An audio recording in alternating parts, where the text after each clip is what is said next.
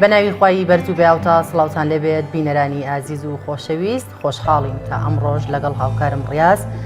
لە ڕۆژێکی نوێ و لە پرۆگرامێکی نوێی پەیامی ڕۆژ با کۆمەڵێک بەڕگە و بابەتی جیاوازەوە هاتینەوە خزمەتە بە هیوای ئەوەی تا جێگەی ڕەزامەندی ئێوەی ئازیز و خۆشەویست بێت. زۆر سپاس شەیدا. ئازیزانم سڵاوی خوای گەورەتان لێبێت تاعات و عیبادەتی مانگی پیرۆزی ڕەمەزانتان قبول و وەرگیراو بێت لای خوای گەورە ئومێد دەکەین ڕۆژێکی تەندروست و دەروونێکی ئارامتانە بێ. خۆشحاڵین لە ئەڵقێکی نوێی بەرنامەی پەیامی ڕۆژ بە دیداریەوەی ئازیز و خۆشەویست شاد دەبینەوە.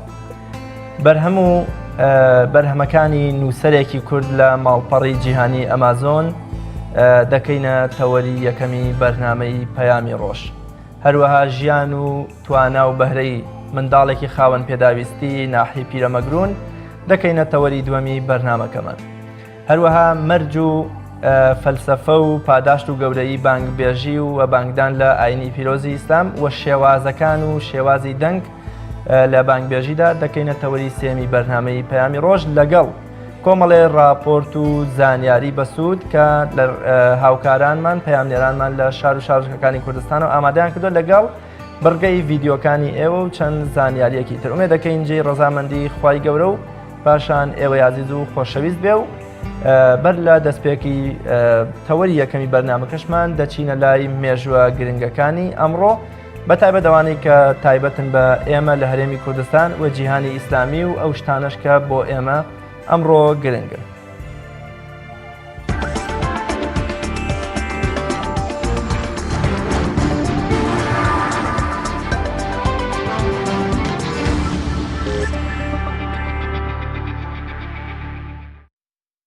نۆزدەی پێنجی ساڵی 930 زاینی کۆچی دوایی فەقێ و زانای مەزنی ئیسلام و دامەزرێنەری مەزهەبی حەنبەلی ئیمامی ئەحمەدی کوڕی حەنبەل ڕەحمەتی خوای لێبێت.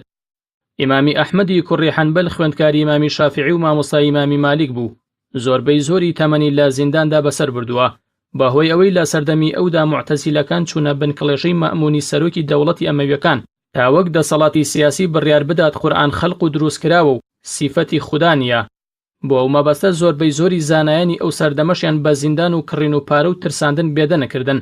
تەنها ئیمامی ئەحمەدی کوڕی حەنبەل نەبێت کە بەگشت ئەو بیرەنامە و خراپەتا وەستایەوە و سەلماندی کە قورئانی پیرۆز سیفات و کەلامی جانەبووەی خودایە و خەلق و دروستکراو نییە. بۆ ئەو مەبەستەش ڕۆژی وا هەبووە 1000 قامچی لێدراوە. نۆزدەی پێنجی ساڵی 1847 لە درێژەی ململانێ و شەڕ و ناکۆکیەکانی نێوان هەردوو دەوڵەتی سەفەوی و عوسمانی یان ئێران و تورکی ئەو سەردەما مۆرکردنی ڕێکەوتنامەی ئەرز ڕۆمی دووەم لە نێوان فارس و تورکدا هاتە ئارە و بەشێک لە خاکی کورد درایە تورکەکان کە هەمیشە لە نێوان ئەو دوو دەوڵەتەدا وەک گۆشتی خێردابەش دەکراو. بەشی زۆری ناکۆکیەکانیشیان لەسەر خاکی کوردستان بوو بەهۆی دەوڵەمەندی لە ڕووی کانزا و کشت و کاڵ و پیشەسازی و گەشت و گوزاریەوە.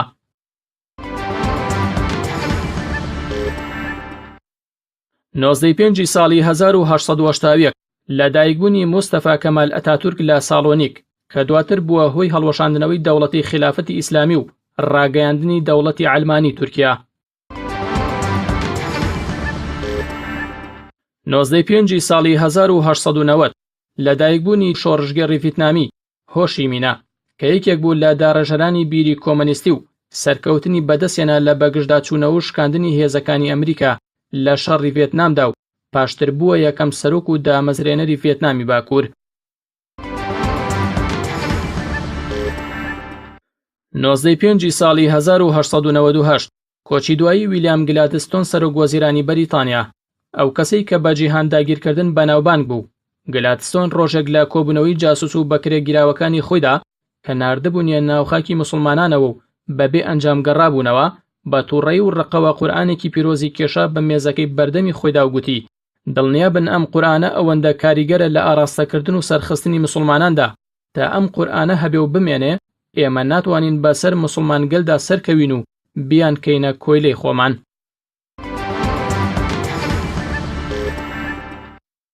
نۆزدەی پێنجی ساڵی 1965 کۆچی دوایی نووسەر و بانکخوازی ئیسلامی وڵاتی جەزایر شێخ محەممەد بەشیر ئیبراهیمی ڕەحمەتی خوای لێبێت.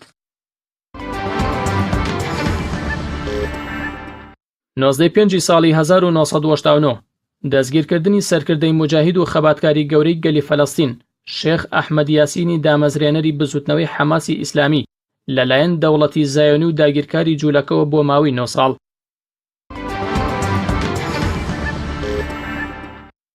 نۆزدەی پێنجی ساڵی 1992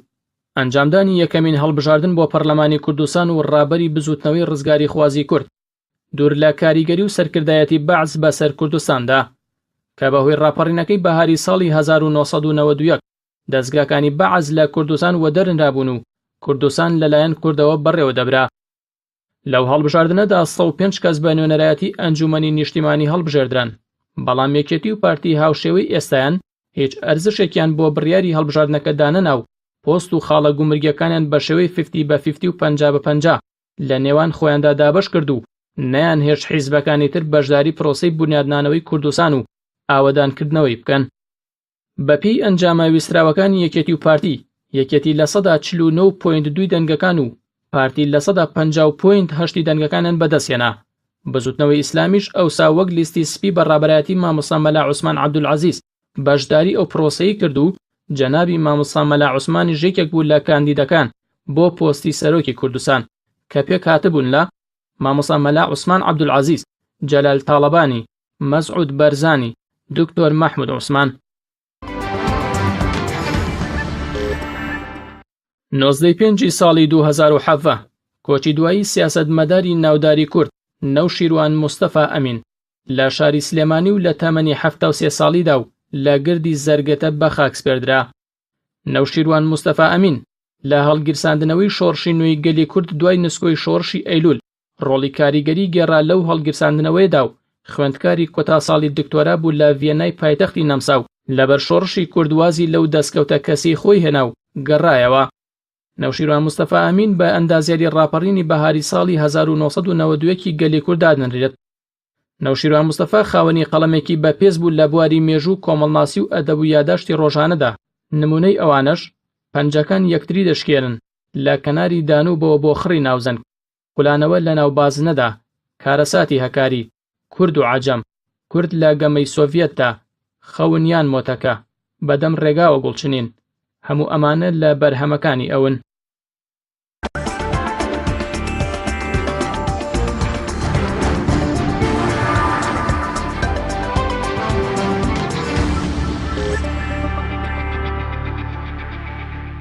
بەڵێ ئازیزان پەیامنێرمان ئامەد برێفکانی لە قەزای سیمێڵەوە ڕاپۆرتێکی لەسەر ئێوار هەڵبەستێک بە ڕیتمی سۆفیگەری بۆ ئامادە کردوین، فەرموون پێکەوە بینەری دەبین.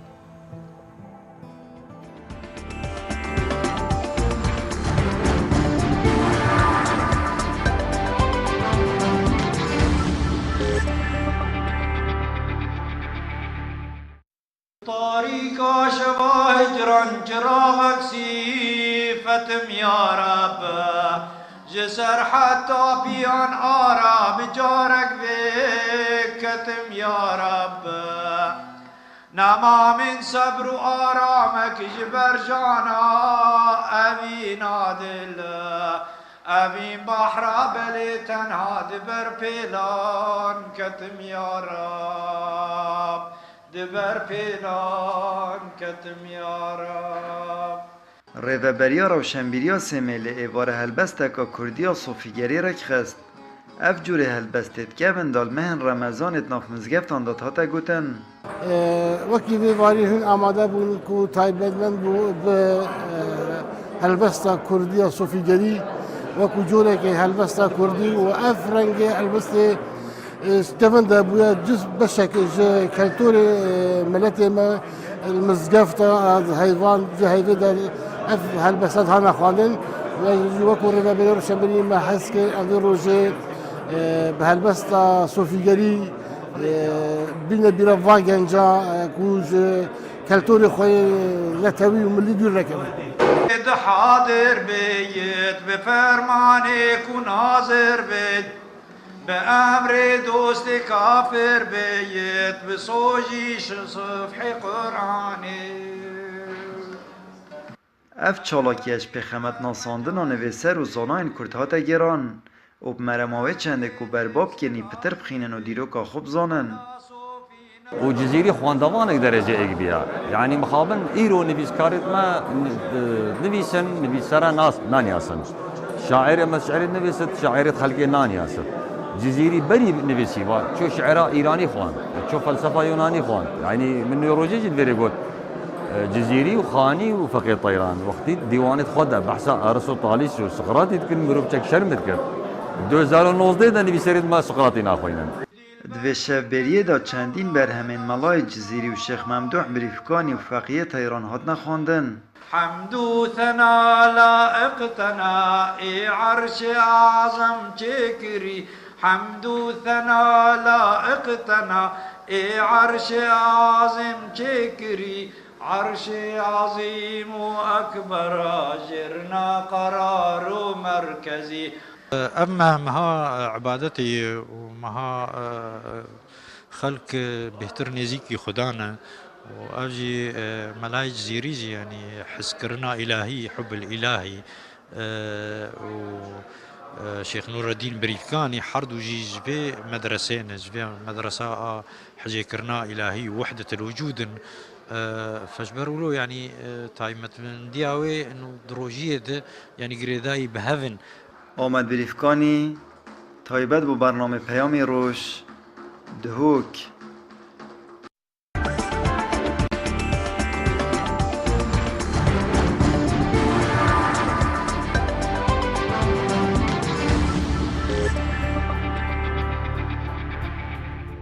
عزیزانم تەوەری یەکەمی بەرنامەی پەیامی ڕۆژتان پێشکەشەکەین کە بریتە لە بەرهەموو نووسراوەکانی یەکێک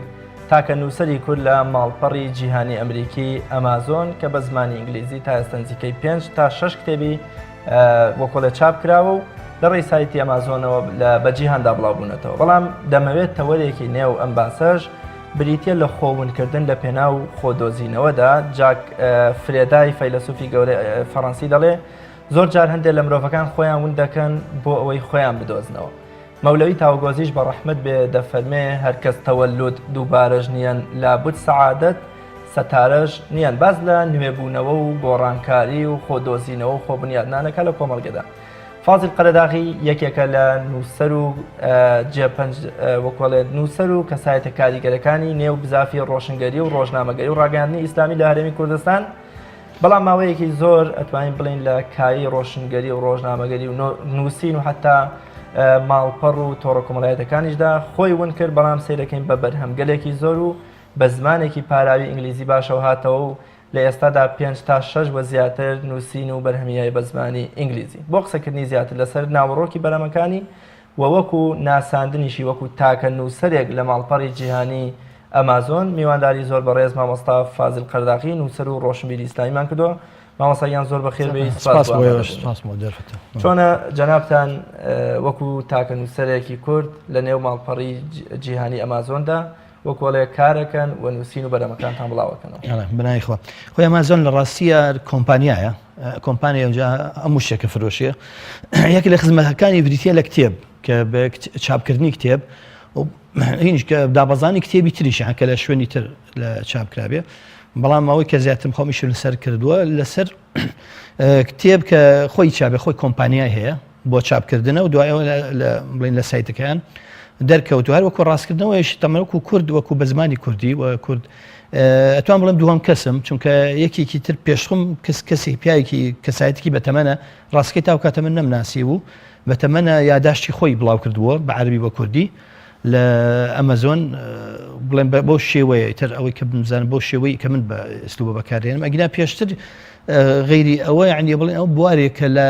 لای ئێمە نەناسراوە بواری چاپکردن ئەو ئەسلوبە چاپکردنی کتێب بۆ شێوە کوسەمە ئەبین ئەو کتێمە ئەم بۆن ئەم کتێبە ئەمە چاپی ئینەی کوردستانە بەڵام نسخەشمەهی لە ئەمازۆن کە وەرم گرتوێتەوە ئەسلوبێکە بڕاستی لای زۆر کەس یعنی تازە ئەم لە کوردستان تازە هاتۆم چاپخانەیەکی لێزەری کە بێت یەک کتێبە بێ بۆ بکات ئەوە بەڵام ئەمە دەمێک هەبووە لە دەرەوە و بە شوەی ئۆنلاین شەتوانی بکەیت تۆ خۆت ئەچی ئەکاونت دروستەکەی لە ئەمازۆن ئەچیتە لە ئەمازۆن لەو کۆمپانیاش کە کتێبەکە چاپەکە ئەکاونتەکە کەی فایلەکانی خۆت دابەزێنی فایلەکان ئیترەوە ئۆنلاین دەبێ حازرە بێ کتێبەکە حازرە کەسێکە ئەیبینێ و بەدڵێ بێ ئیترە چێ ئەیکڕێ تامان بە ئیتر ڤیزا کار ماستەر کارد ئەیکڕێ ئەو ئەوەردەرە چێ بۆ کۆمپانیای چاپەکە ئەچێ یەک دانە بێ ئەگەر یەک دانە بێ ئەگەر 1000 دانە بێ بۆ چاپەکەن و تەرتیبەکەن و تەرە نێرن بە کاملی ئەدەرن بۆ عنوانی کە یاوتە ئەمە شتێکی ڕاستەکەی شتێکی تازەیە تۆ پێویستی بەوە ناکات کە کتێبێک منزل پاریتیا سەرگەێنە دەست خوێنەر و ئەوە کە داوای کرد بەڵە بەڵێکسەر ئەگە شپێن چۆن کتێبت خواستووە چۆنی و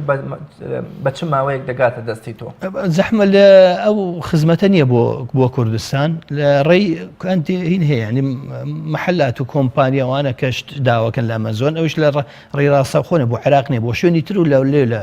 هێنن بۆ عێراق ئەگەنە ئەوە نییە شتێکی تریشی ئەمەزۆن جۆری تری کتێبەکان هەر کاغەز نا یعنی سا بە کاغەزی ئەمەیەت لە ئەمریکاوە اینجا هەر بزانێت هەر ئەمریکاش لە چەند وڵایەت و چەند شارێک مەطبعیانێ لە ئەوروپا شەرەیانە بە هەمووش لە ئەوروپا لە شوێنەکانی تری جیهان لێتر جاریوای لێن زیکترە لێ بۆتێت یعنی تیاشیان نووسراوە لە پشتەوە شوێنەکە وڵاتەکە و شارەکەش کە لەکوێ تەبع کراوە شوێی تریشێ بە شوێی ئەلکترۆنی پێوتێ کندڵ یعنی کندڵ شوێکی ئەلکترۆنی ئەوە کڕینەکە ڕاستەوخۆ بێ ئەو کەسەی کڕێ و نرخیشی یارزانترە دای بەزانیت لەسەر جیهازەکەی خۆی ئەخوێنێتەوە شوێنی ئۆدیۆ شوێی هی ئەوەی کە بیستن بە هەمان شێوە ئەو شێوەیەشەیە شێوەکان جیاوازن ببوورە تۆ چۆن پەیوەندیت لەگەڵ ئەم سایتەیە دروست کرد چۆن بەرهەمەکانی گەیاندا ئەم سایتە بەڵام من ئەو کاتی کە یەترویست بە ئینگلیزی بڵاوکەمەوە گەڕان بە دوای ناشرە کاتی خۆی بڵین لە 20 ساڵ 30 ساڵ لەمەوە پێش نەشرکردن تۆ ئازانتر بوو وەکو لە ئیسا بە ڕاستەخۆ لە ڕێی ناشرەوە یعنی پەیوەندیت بە ناشرەوە کرد ئێستا ئەوە زەحمەتتر بووە ئیسا وەسیتێک هەیە لە بینە ئەو وەسیتە ئەبێ بینێری ئیتر لەوانێ بەدڵی نەبێ لەوانەیە ئەم نییە جارێوە هەر تەنها لە نامەکەی خوێنێتەوە نامەکەی بەدڵ نییە کتێبەکە و قبول ناکە ئەمە کاتێکی زۆر ینی تر ئەو کاتی ئەو کەسەگە تۆ یەکێکی وا دەستکەوێ کتێبەکە بۆ یعنی ببێتە وەسیتی تۆ 18 مانگ تا 2 ساڵی پێچێتە ئەو کتێبە چاپەکرێ لە شەریکات ئەوە طبعاً شوێکی باشترێکە لە بەرەوەینێکی معتەبەرە بەڵام ئەم ئاسانکارێ پیاڵەن POD پرنت ئۆن دیماند یعنی طبع چاپکردن بە پێی داواکاری ئەمە ئاسانە ئەمە بەس تۆ فایلەکانە بە کتێبەکە و تەسمیم کرد بێ فایلەکانە بەدایە بەزێنی دوایی چێکیەکەیتەوە خۆت بۆش ئەوان خۆشییان چێکیەکەنەوە ئەڵێن مەزبوط بە پێی هینەکانی ئێمەیە تەسمیم و ئەوشتانەی ئیتر دوایەوە بێ لایوەچێتە سەر ئەمەزۆن بڵام ئەمێنێتەوە سەر ئینەکەی تر قواداغا گرنگەکە کە ڕکلام و دیعایەکردن بۆی من کە ئەوە گەڕام سێرم کرد ئەو ئیسلوبە هەیە چەند ئیسلوبێک هەیە بۆ بڵاوکردنەوەیکی لەوانە سێرم کرد ئەوە زۆر گونجاو بۆ من و ئیشێکی زۆر سەریع و اینجا بێژگەلەوەش یان تو بیەی بە ناشر لەوانی هەندێشتی شتی بەدڵ نەبێ هەندێشتی لێدا بە شتی بۆ زیاد دروستکردنی ئەکاونتێک بۆ تۆکو نووسەرێ لە ئەمازۆن بە شێوەیەکی بێبەرامبەریان بۆ ئەو کۆمپانیەکان زۆرن هەر هین نیە ئەمە کۆمپانیەکە ئەمازۆن هەیە وەختی خۆی ئەو کۆمپانی کە چاپێکی پێیان کری سپیس ئەوە نەماوەستا دەمج بۆ لەگەڵ پیاڵەن کندڵ KDP پیاڵەن ئەوە چاپیەکات هین شوێنی تریش هەیە هەر بەناودارە تەمان هەر هین نییە ناودارە وەکە بە ئینگرام پارکی بە ئسپارکی پێوترێ ئەوە زۆر ناودارە بوک بەیبی لولو ئەوانێ مجموعە سایتێکن کۆمپانیان ئەو خزمەتە ئەکەن بەس ئەوەی ئەمەزۆن ئەوەی باشە ئەوەی بەبێ بەرامبەرە مە بۆ نەمە ئینگرام سپارک بۆ ئەوەی ئەکاونتێکی بێ پارە بێ کتێبە دامەزانێ بێ پارە بی دەستکاری بکێ بێ پارە بی ئەمەزۆن ئەوەی باشە کتێبەکە دامەزانی پارە نایە بەرگەکە بەدڵ نییە من چەند جار بەرگم گۆڕیوە بەرگەکە بەدڵ نییە ناوەکەی هەڵیتیایە چاکێکی دا بەزانیت تۆ هیچی لێ ناسن لەبەر هەموو شتەکانی بێ بەرامبەرە و ئیشیشی ئاسان واژی هەو ئیشکردنی تۆزێ خۆشتر و ئاسانتر مامۆستا تۆ تا ئێستا چەند کتێبت لەو سایتەیە چاپ کرد و پەخش کراوە بڵێ من ئەوەی خۆم بڵم ئینگلیزیەکە تایسا 4 دانە یعنی 4 ڕۆمان بەس ڕۆمانە بەزا ئینگلیزی سیانی هەر کوردی بووە کردوم بە ئینگلیزی ئەوەی تژیان هەر یەکسەر بە ئینگلیزی بە کوردی نەبنووسیەوە بە ئینگلیزی و تازە بڵاو بووەتەوە ئەمە کە ئینگلیزیەکانە و دانێکیش بەڕێوەیە ئەمە تاو بووە لە مڕاجعکردنە بەڵام بێجگەرەوە هەتا ئەو کاتی کریسپێسە بۆ کریسپێس ئەوە دامی زمانی زۆریەکردە لەکی لاوانە کوردی بوو بە کوردی تقریبا بیرم ناچەنێک کە 6 یان 7 هێبی خۆمی کوردی هەیە ئێستا ئەتوانی ئەوە دەریکەی بەڵام ئەو شەریکە ئێستا نەماوە دەمەجووە لەگەڵ KDP ئێستا دامی زمانی نەکرد کوردی زمانی زۆری تیا نەماوە ناتوانانی کتێب نەدەستکاری پێنای تر بڵاوکەیتەوە بێژگەلەش لەسەر بۆ سایتی بۆ سنتەری زەهاوی نزیکەی تقریبا لەوانە 20 کتێبێکم بۆ دابەزانم بە کوردی چۆن بوو نووسەرێکی کوردی نووس ڕۆژنامە نووسێکی کوردی نووس کورد زمانێ لە باشووری کوردستانی دوور لە دەوڵەت و کیانێکی سربەخۆ پەڕیتەوە بۆ نووسین بە زمانی ئینگلیزی و چاپکردنی بۆنە گەلێک لە بەرهەمەکان بە زمانی ئینگلیزی ڕاستەکەی ئەوە ئەگەڕێتەوە بۆ بازاری کتێبی کوردی یعنی بازارێکە کزە کاتی خۆی بینیمێت لە بڵین لە هەفتاکان لە هەشتاکان زیاترەوەی کە بە بینیمێتتانەوەکانیش یعنی کە کتێبێ بڵاوە بووە چاپەکرا یعنی ئەو کەسە کتێبەکەی ئەنووزی برد بۆ ڕقابە لە بەغا موافقەیە تا چاپێکرد کتێبەکە دەنگیایە و هەر کتێبێ بووە یعنی ئەو فلان کتێب چ کتێبخانەکانش سنوودار بوون یعنی کتێب کە دەرئەچوو هەموو کەس پێی ئەزانی ئێستا بڵاوکردنەوە زۆر بووە و خوێنەریش کەم بوو بە مقابل ئەوش بە هەمان شێوە خوێنەریش کەم بووە یعنی تر بازاری کتێبی مەسەلە مادیەکە نییە بەڵام مەسەلەی یعنی خوێنەرەکەیە هین یعنی ئەو احتیمام بڵین خوێنەرەکە ئەو احتیمامە نییە بە نووسین و لەوانێ هەندێک تەنها هەندێک نووسین زیاتر ڕەواجی هەبێ لەبەر ئەوەش مەجالێکە مەجالێکە پیا و بۆی دەنگی خۆی بە زمانێکی جیهانی بگەینێ بە جیهان خۆ فکری ئەوەشم هەبوو بە عەرەبیش بە هەمان شێوە بەڵام ئەوە ئیتر ئەمەم جارێ دواخستوین عەربیەکە یعنی مامۆستا تۆ تەنها بە زمانی کوردی بە زمانی ئینگلیزی کتێبێت چاپ کردو ببوورە یان زمانەکانی تریش بە زمانی کوردی نە کوردی و لەگەڵ ئینگلیزی ئەگەر بتەوێت کتێبێک چاپکەی چەندێکی پێچێت بۆ چاپکردنی چۆشت بڵین لەو سایتەیە نانە ئەوە هەر کتێبەکەی خۆت حاضر بێ کتێبەکە بە بەرگ و ناوە تەسمیمەکەی مەڵ بەپێی ئەوەی کە ئەوان ئەیان یعنی حەجمەکان و خۆت تەسمیم مشتەکەی بۆ ئامادە دەکەیت ئەتوانی بشی بە خەڵکێک لە دەرە فریلانسەری پێڵەن پارەیان بیتە یان لێرە بۆ تەسمیمکەن گرنگە ئەوان هینیان هەیە کۆمەڵە حەجمێکیان هەیە ئەڵای حەجمی لەوە نەبوو ئەو نەمان هەیە ئەنجا لە مەساڵی لای هینەکانی هامشەکانی ئەوە بێ و یعنی هەندێک شت هەیە تر خۆشان چێکیەکەنەوە دوازی هاوڵاتیان و خوێنەرانی ئینگلیز زمان لە بەرهەمەکانی نووسەرێکی کورد چۆنیە تا چەند بۆنە لە وڵاتانی ترەوە بەرهەمەکانی فازل قەرداغی بە زمانی ئینگلیزی دەخوێنرێنەوە وڵا ئەوە بڵێن بەشە هەرماڵپەڕەکە ئاماری لایە کە بۆن ئەم کتێبە چەندێک کڕدابێ و چەندێک خوێنرابێتەوە بەڵێ خۆم لای خۆینم هەیە خۆم هەر لە واژەیە خۆم بڵێم خۆمەتوانم بشم چەند فرۆشراوە و هەتا هینەکانڵی مارکتەکان لەکوێ ئایا لە ئەمریکاوە ئاڵم ئەمەزۆن.com یا مەسەلەن ئەمەزۆن بڵین DE یعنی ئەڵمانیایە ئەوە نیە خۆی پێتاڵێ ئەوە و چ کتێبێک این بێ و هەتا هینەکەش پێڵێن یعنی کە قازانجەکە و لە کتێبە چەندچکە خۆ داینیست نرخەکە بە کیفی خۆتە بەڵام ئەوان حەدێکیان ئەڵێ لەوە نابێت کەمتر بێ لە سەروی ئەوە ئیتر خۆت دانێت یەکسەر حاسبەشیە ئەو ئەلکترۆنیە ئەڵێ بۆ سعرە ئەمەیە ئەڵێ ئەوە مەسەن بۆ نماڵە $2 قازانج لەو کتێبە هەیە ئەمە خۆتوانی بچی سەیریکەی بەنسبە هەر خۆم نا یعنی هەموو نووسەرێک کە ئەچێتە ئەو مەجالە یعنی تا لە ئەمریکا خۆی کێشەی ڕئیسی دوای کە دوو دروستە بێ مارکتنە یعنی بازار دروستکردن بۆ ئەو کتێبە دیعایەکردن بۆ ئەو کتێبە من لەوەیە زۆر یعنی لاوازم لەو ئینە زۆر کەسیش ئەو کێشیان هەیە چونکە منافەسەکە زۆرە یعنی ئەوەی تر 20 میلیۆن کتێب بەرەوژور هەیە تۆ لە بێ منافەسە بکەی لە 20 میلیۆن کتێب بەرەوژور ئەوانەی تۆ لە چاستێکان جەنا بداماژت بەوە کرد کە نەمانی ئینتیمای خوێنەرێتی بۆ کتێبە کوردیەکان وای کردو کە تۆ بە زمانی ئینگلیزی بنووسی کەواتە بە بەڵێ هەوە کۆکارێکە یەکێک لە هۆکارەکان کەواتە بێ ڕێژەی خوێنەری ئینگلیزی زمانەکان بۆ بەرەمەکانی تۆ چەند بێ ئایا تۆ لە ئەکاونتی خۆ تا دیاری کراوە کە بۆنە چەند کەس لە وڵاتانەوە کتێبەکان دەخوێنەوە دەیکڕن بەڵێ ئەوە هەیە هەتا یعنی هینی شەیە توان خۆشم یعنی نسخەشین کەم یعنی بڵێم بیەم بە دیاری بۆ خوێنەران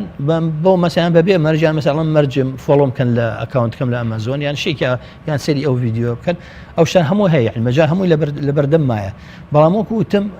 بەشە هەرس یعنی گرنگەکە لە دوای کتێبەکە مەسەلەی ئەوەی کە تۆ دیعای بۆ ئەو کتێبە بکەی بیناسێ ببینرێ ئەوە کێشەی سەرەکی ئەوەیە اینی هەیە ڕێگای زۆر هەیە بەڵام ئەوە تەعاً من تۆزە لەوەیە کەم تەرخەمم منافەزەکەش وەکو وتم زۆرە اینجا ئەو کتێبە بە یەک کتێب و دوان سیان نابێنی کۆتای پێ نایێت ئەبێ کتێبێکی زۆرە هەبێ ئیتر لە ناو ئەوانە مەسەن کتێبێکت زیاتر ڕەواجیە بێ ئیتر کە خوێنەر یانجا خوێنە خۆی کە سەیرەکات کە گەڕێ ئەبێ بیدۆزێت یەکەم شت ئەو کتێبە بدۆزێتەوە دوایەوەی کە دۆزێتەوە سێری عینوانەکەیکە لەگەڵ بەرگەکە ئەوە زۆر سەرنجی ڕاکێش ئەگەر سەرنجی ڕاکێشە دوای سێری هینەکاکە ئەو وەصفی کتێبەکە کە وەصفی کردووە حەزی کرد زیاتر بزانێ تایەتی ئەڵێ بیکەرەوە چەند لاپەڕێکە خوێنێتەوە لە کتێبەکە بەرگەکەی و چەند لاپەڕێکەوانە خوێنێتەوە بەدڵی بوو اینجا بڕیارەیە کە کتێبەکە بکڕێ ئەمە پێویستی بەجار پێش ئەوە بێ ئەو ببینێ یعنی خوێنەر بێت بیدۆزێتەوە ئەو کتێببینێت ناو یعنی بڵێن 20 میلیۆن کتێب بەرەو ژوور ئەمە بدۆزێتەوە بە کتێب و دوو کتێبدا بەڵام ئیتر ئەگەر لە زمانی ئەو کتێبانە یەکدانەی بەدڵ بوو حەزی لێ کرد ئەچی ئەوەی تریشانەکڕێ ئیتر ئاواکرێتەوە من وەکوتم زیاتر تەرکیزم کردوتە سەر نووسینەکە خۆی حتا یعنی بە بڵێن ژمارێکی باش کتێبەکان مەبێ مارکتنەکەم بۆ دەرەجێ نیە منافسەکە ئالێرەیە دروستە بێ لە ئەو بازارە زەخمە گەورەیە ئێمە مۆستا چۆن بوو خۆت فێری زمانی ئینگلیزی کردوە بە چ ڕێگایەک بوو ئایا ینی ئێستا زمانەکەت ئەوەندە باشە کە بە بێ هاوکاری هیچ کەسێک بتوانانی خۆت کتێب بنووسیت بە زمانی ئینگلیزی وەڵای من هەر خۆی هەر لە مەکتەبە لە ئێمە لە پێنجەوە ئەمە خوێن باش بووم لە هەر بە درێژایی یعنی مەکتەبە باش بووم دوای متابعەم زۆر بوو دواتر کە خەریکی بەحسەکان و بەتابەتی بڵێن بەحسە مێژوویەکان پێویستم بە سەرچاوانە هەبوو ئینگلیزی بوو ئەوە زۆر یعنی زۆر یارمەتیە ئیتر خوێنەوەیکی زۆریش و ئەوە ئیتر وەکو یارمەتی نەوەڵا بە هەر خۆم یعنی بە هەڵی خۆم بەڵاوە لە زمانی ئینگلیزیەوە کتێب بکەی بە کوردی و تاسە چەند کتێبت لە ئینگلیزیەوە کردوتە کوردی لە ئینەکە تاسە بیرم نایێت وەرگەحن لە وەرگێڕانیە یعنی کاری وەرگێڕی ناکەیت نەوەڵا هەر حەزم لێ نییە و جاربار ئیشێکە مەسەن ئیشێکە شتێکە کەمێکە ئەیکەم بەڵام فرۆشی ئەو کتێبانە چۆن نەگاتەوە دەستت ئەگە کتێبێک بۆ منە فرۆشیە بێ 1000 دانە 500 دانە 200 دانە ماڵپەڕەکە چۆن داهاتی ئەم کتێبە دەگەێنێتەوە دەست ئەمە شەر کێشەیەکی ترە یعنی من ناڵم لەبەر ئەوەی تەرکیزم کردووە لەسەر نووسینەکە ئەو ڕەبتە لە بینی ئەمەزۆن عێراقانیە دوو شێوەی هەیە بۆ پارەوەرگرتنەکە یەکەم یانەوەی تۆ ئەکاونتێکی هەبێ کانتێکی بانقی هەر کەسێک کە کتێبەکە ئاکرێ ڕێک مەڵەمێن $2 قازانجەکە دەچێتە سەر ئەکاونتەکە ئەمە یەک دوو هەمیشیان ئەڵێ تا ئەگاتە مەبلەغێکی دیاریکراوە ئەتوانین بە چەک بۆ بنێرین بۆ بانقەکە عێراق ئەو ڕەبتە ئەلکترۆنیە لەگەڵ نییە لەگەڵ جیانە تا ئێستا نا ئەو ڕەبتە ئەلکترۆنیەکە کە وتم و نە ئەوە شێکە بە چەک بێت بۆ عێراق لەبەر ئەوە هیچ شتێ نییە هەرچێ بێ لێ بمێنێتەوە یان بڵێن حسابێکی بانقی ئێستا قاسەکە پڕ بۆش کرد نانا بۆ دەرەجێنێ ناڵە ناڵم چکە هێشتا من سەرەتام یعنی من لە ئەوەڵام جارێ هەشتا ئەوە ساڵانێکی ئیشی زۆرە بێ ئەوەی جەنابێت ئەتوانی نای لێ بنین خۆونکردن لە پێناو خۆدۆزینەوەدا یانی جەنابتان ماوەیەک لە نووسین لە ڕۆژنامە نووسی لە ڕاگەیاندن حتا لە تۆڕی کۆمەڵایەتی فەیسبوک بە شێوەیەکی بەرچاو دابڕیت سەرنجام بە کۆمەڵێ بەرهەم و بە فێربوونی زمانێکی باشەوە کە بتانی وەکو نووسەرە گیانیەکان بنووسی ئەمە توانین منای لێ بنین خۆونکردن لە پێناو خۆ بنیادنان و گۆڕانکاری و خۆنوێکردنەوەیە وڵای وەکو ناچارەیەکە زیاتر یعنی من سێرم کرد یعنی ئەو فەیسبوک یعنی شتێکی تیان نەماوە پیاو من زیاتر لە تویتەر یعنی خەریکم تویتەر ئەوەنێ فۆڵۆی هەندێک کەناڵ و شخصیاتم کردووە ئیتر کە بشنووسم بە تویتەر بە عەرەبی بۆ ئینگلیزی کوردی کەمتیایە تویتەر چونکە بە عەمەلی کورد نایەت ئەم درێژدا دڕێ لە فەیسبوکای لە تویتەرە نییە ئیتر زیاتر لە فەیسبوک سوادێکی وای یعنی تیان نابینم ڕاستەکەی ئەنجا من پێش 2-3 ساڵ پێش ئێستا نەک تاقیکردن هەروازم هێنا فترێ یوازم مانگێک وازم لێ هێنا لە فەیسبوک خەریکی خوێندنەوە بوو کتێب هەر ئینگلیزی کتێب ئینگلیزی یعنی مانگ وازم کەمتر ئەو فترەی کە وازم لە فەیسبوک هێنا حسام کرد 800 لاپەڕەم خوێن لە ماوەیەکی کەمە 800 لاپەڕە ئینگلیزیم خوێن بەس ماوەیەکە بێژگە لە مێش سافێکی کە بۆم دروست بوو لەو کات یعنی من ئەم هۆشگاریم هەیە بۆ ئەو کەسانەی زۆر یعنی زۆر خەریکی فەیسبوکن بەڕاستی کاتی زۆرتان لێ بە هەر بۆن وەرن سیر کە سێری شتەکان کەن و زۆر یعنی تیاهین مەبن تیا قاڵ مەبن زیاتر بایەخ بن بە نووسین بە خوێندنەوە بە فێربوونی زمان بەشێکە یعنی سوودی هەبێت چکە ئەو کەسی هەیە تەمەنێک سەرفەکە لەگەڵ ئەو فەیسبوکە دوای سێرەکەی یەتە دەرەوە هیچ ماوەکو مایە پوشە بەڕازەکەی بە مایە پوچیەتە دەرەوە مامۆستا چەند کتێبی هەیە کە لە کوردستانە چەند بەرهەمی چاپکراوە هەیە و ئایا خوێنەریان چۆنە باشن وڵای کتێبەکان زۆری ئەگەڕێنەوە بۆ سینەکە سەردەبڵین سەردەمە کۆنەکانە تقریبا نزیکی 20 کتێبێکە بن بەشی زۆری هەر بە کوردینی هەر کوردین هەمووی غێر ئەمانی ئەم ئاخیران ئینگلیزین تریان خەڵک داوای نەکات یعنی نەماوە کتێبیان نسخیان نەماوە خەڵک داوە کە چاپیان بکەمەوە بەڕاست من زۆر قەنەعەتم بەوە نییە کتێبەکە بێنم کۆن لە مەسەرەن 10 ساڵەمەوە پێشنووسی بێتم ئێستا چاپیکەمەوە خۆی لا بێت سێریکی بکەمەوە دەستکارێکی باشی ئەبێ دەستکارێکی باشیان بکەم یعنی مڕاجعەیەکی با دەستکارێکی باشی بکەم اینجا یعنی بۆ بە شێوەیەکی گۆڕانکاری لە فکریا بەڵێ گۆڕێ زیاکردنیە کە لابرنیە کە هەندێشتەیە تیا گۆڕی فاز پێم خۆشە زۆر بە کورتی ناوی ئەو کتێبانەمان پێ بڵێ کە بە زمانی ئینگلیزی نووسیوتن و ناوەڕۆکەکەشیان زۆر بە کورتیەکە بۆمان باس بکەین. وڵ ئەوان کەوتم سییانن سێ ڕۆمان ئەو کتێبە ئەمە ئێستا بۆنم ئافوار هەرەکە ئەوەی کەوتم ئەمەسە من لە ئەمەزۆن ئەمە چاپی کوردستانە کتێبخانەی زاریار کردوێ دوو کتێبیان بۆ کردم بۆ کوردستان لێرەش کتێبی ئینگلیزی تەیە کە چاپ کرد بە مامۆستا بەڵێ بە کتێبخانەی زانیار دوانی یەکەم و دووەم عینەوان بۆ کرد بە هەر بە چاپ یعنی چاپیان کرد هەر چوار کتێبە ئینگلیزیەکەت باز لە ڕۆمانە ئاتە ڕۆمان بە هەر چواری بەڵێ ئالە و ئەو مەجال چیەکە ناوەڕۆکی ڕۆمانەکە وڵایت ئەوە ڕۆمانەکان تۆ زەحمەتە ئیسا باسی ئەوە بکە مەسە بۆ نمونە یەکەم دانیان کە هینە یەکەم دانە بوو دانە نییە بە کوردی بەڵام سیام دانێ بە کوردی باسی کۆمەلگا و خیانەت و کۆمەلگای هین و مەسئولەکان بەرپرسەکان ئەکات دانێکیان زیاترینێکی نەفسیە هینێکی نەفسیە جەریمەی کوشتنە بەڵام بە شێوەیەکی ڕۆمانەکان ئەگەر لە یەکەمەوە تا چوارەم و پێنجەم ناوەکانیان پێ بڵێ وەڵام بەهینەکان تۆزە ناوەکان دوور درێژە بە زۆر دوور بۆچی مامۆستا تەنها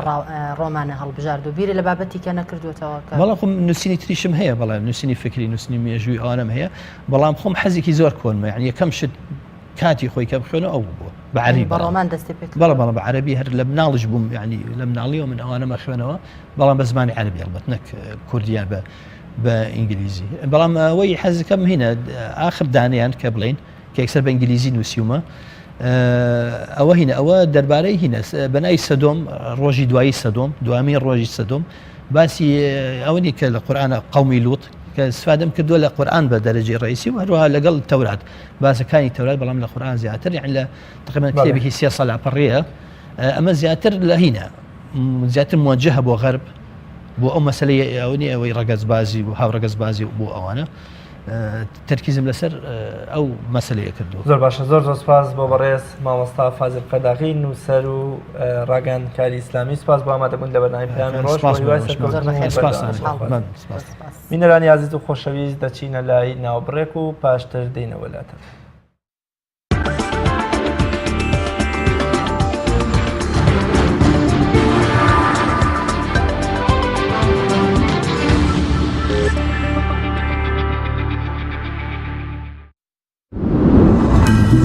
تۆپ ئارت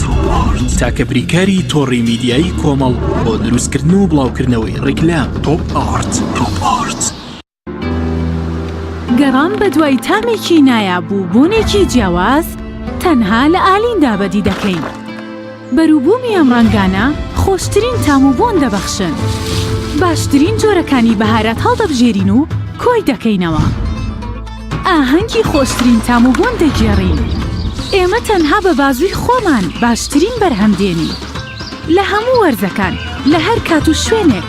تەنها ئالین ئالین هێمای سەرکەوتن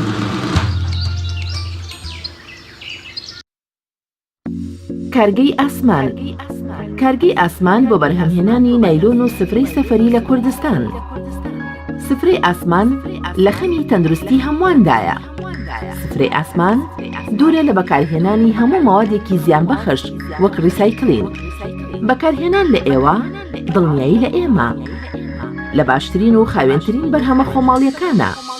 سفرەی ئاسمان ڕازگۆیی لە پێوانەدا خاوێنی لە پێکهاتەدا سفرەی ئاسمان بۆ دەستخستنی سفرەی ئاسمان پەیوەندی بەم ژمارەیەوە بکەن 1970 840 2000 شەربەتی سەنایس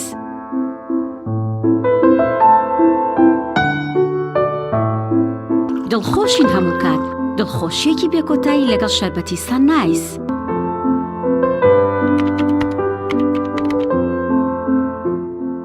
لەگەڵ من و تۆ لە هەموو شوێن و جێگایەک تەنها سەنایس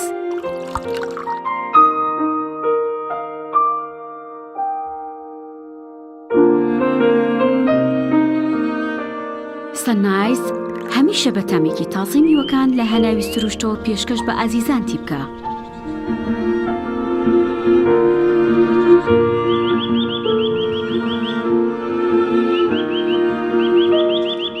شەربەتی سەنایس تامێک لە سروشتەوە. شەربەتی سەنایس تامێک لە سروشتەوە. ئایا تا ئێستا بیرت لەوە کردوتەوە کە ئینتەرنێتێکی بێسنوور بەکاربێنیت یان بیرت لەوە کردوتەوە کە بۆ هەفتەیەک یان 2 هەفتە ئینتەرنێتی بێسنوور بەکاربێنی سەرەڕای هەموو ئەمانە تا ئێستا بیرت لەوە کردوتەوە کە بۆ یاریە ئەلکترۆنیەکان ئینتەرنێتی بێسنوور بەکاربێنیت؟ بێگومان نەخێر، فانسی نێت هەموو ئەم کێشانەت بۆ چارەسەر دەکات. تۆش دەتوانیت بۆ ماوەی هەفتەیەک یان 2 هەفتە یان مانگێک بەردەوام بێسنوور لەگەڵمان بیت. ئێستا خزمەتگوزاریەکانمان لەم شوێنانە بەردەستە: سلەیمانی، شارباژێر، شارە زوور، هەڵەبجە، سەی سادق، عربەت، پێنجوێن، بازیان، تاسڵوجە و زەرگوێز. فانسی نێت، هەمیشە ئینتەرنێتی بێسنوور.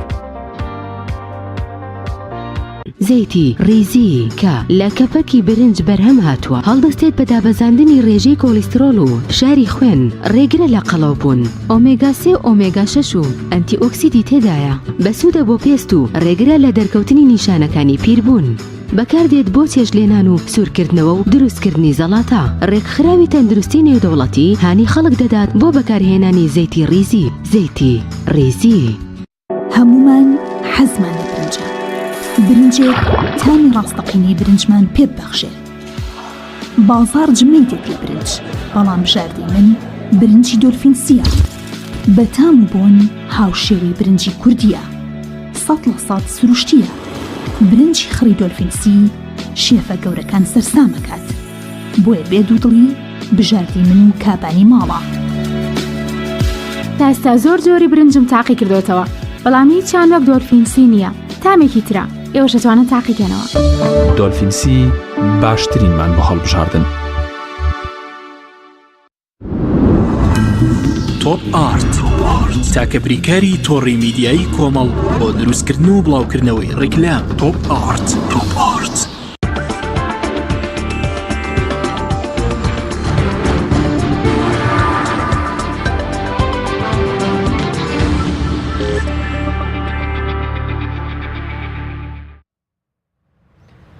بەڵێ عزیزان و خۆشەویستانم، دەچینە لای بەرگەی ڤیددیۆکانی ئێوە. ڤیددیۆکانی ئێوە بەرگەیەکی ڕۆژانە و بەردەوامی بەرنامی پەیامی ڕۆژە لە کەناڵی ئاسمانی پەیام. ئێوە عزیز و خۆشەویستیش دەتوانن لە ڕێی ژمارە مۆبایلی 0 کە تەلێگرام و ڤایبەری لەسەر هەروە لە ڕێی جیمەیلی پەیامی ڕۆژ @gmail.com دەتوانن کۆی ئەو ڤیددیۆ و وێنە و دیمەنە سەرنجڕاکێشانەی کە لە ژیانی ڕۆژانتاندا دەبینن لە ڕێی مۆبایلەکانتانەوە بۆمان تۆمارکەن و بینێرن بۆ هەمان ژمارە تا لەسەر شاشەی کەناڵی ئاسمانی پەیام و لە بەرنامەی پەیامی ڕۆژ بینەری ببنەوە. ئەمڕۆژ لە ئەوروپا و لە وڵاتی ئەڵمانیاوە گەنجێک کاک پەیوەند عیزەدین دیمەنێکی زۆر سەرنجڕاکێش و جوانی لە دوورگەیەکی نێوان ئەڵمانیا و سوید بۆ نردوین. هەروەها دیمەنی ڕزگارکردنی بێچوە لە شاری سلێمانی کە بەهۆی چڵێسنی و نەوسنی خۆیەوە سەری کردو بە نێو قوتووە شیرێکدا، بەڵام کەسێک ڕزگاری دەکاکەوە ژێکێکە لە سیفەتە جوان و ئاژەڵ دۆستی و مرۆڤ دۆستیەکانی کوردستان. پێکەوە بینەریان دەبین و پاشە دێنە وڵاتان بۆ قسەکردن لەسەر تەوەری دووەمی بەرنامەی پەیامی ڕۆژ.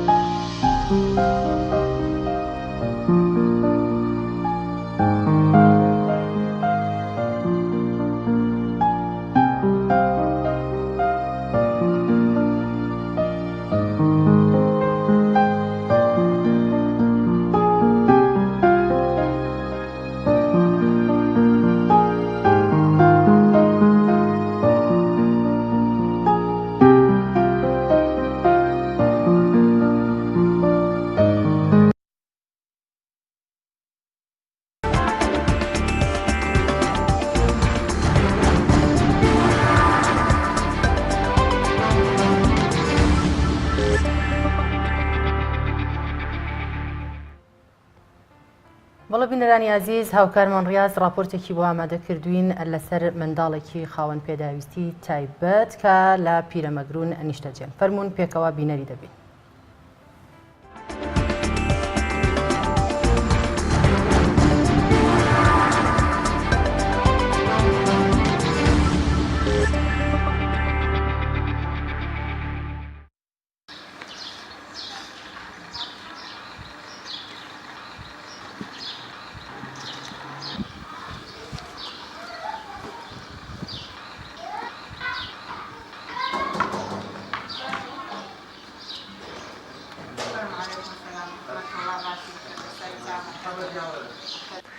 کۆشیار سەلام منداڵێکی خاوەن پێداویستی ناحیەی پیرەمەگرونە. ئەو هەر بە زگماکی و لە کاتی لەدایکبوونیدا بەبێ دەستەکانی لەدایک دەبێت و دێتە دنیاوە. هاوڕێکانی و کەسوکاری یارمەتی دەرێکی باشین بۆ فێربوون و یاریکردن و بەسەربردنی کاتەکانی ڕۆژانەی. بۆ قسەکردنی زیاتر لەسەر ژیان و بەهرە و توانە و لێهاتوویەکانی کاکە کۆشیار لە ناحیە پیرەمەگرونەوە راپۆرتێکمان بۆ ئامادە کردوون.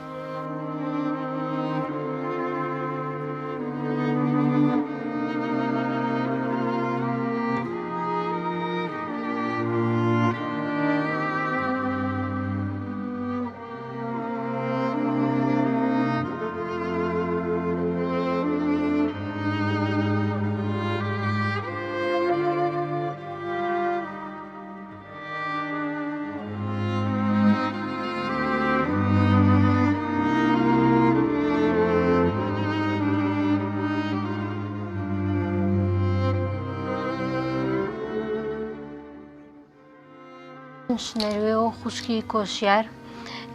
بەڕاستی کۆشیار خاوەن پێداویستی تایبەتە. ئێمە لە ماڵەوە هاوکاریەکەین بە هەمومان لە مەکتەبیش دایکم هاوکاریەکە چونکە هەمومان ناتوانین بچینە مەکتەب. هین تایبەت بۆ دایکم کراوە بەس ئەو لەگەڵیە بێ بچێتە مەکتەب. لە ماڵەوە ئەوەی لە توانامانە بێت من و باوکم و خوشک و براکانی کەم هاوکاریەکەین چونکە توانای ئەوەی نییە زۆر شت بکات. ئێمە حەز ناکەین کەس هینی بکات دڵی بشکێنێت چونکە دڵشکانی بۆ خۆی پێی ئەشکێتەوە بۆیە حەز ناکەین هیچ قسەیەکی ناشیرن یاخود لێدانێک بەکار نایانین بۆی چونکە ئەزین پێی ئەشکێ پێی ناخۆشە. وەڵا زۆر زۆر شانازی پێواکەم چونکە ئەو بەهرەیەکە خوا پێیداوە زۆر زیرەکە. یاری لەگەڵ کۆشیارەکەین یارمەتەی دەین یاری لەگەڵەکەین یاری شاوشارکی و هەموو شتێکی لەگەڵەکەین یاری باسکیل و یاری دووگۆڵێنیش دەکەین. ئەچم ئەگەر کەوت هەڵێست.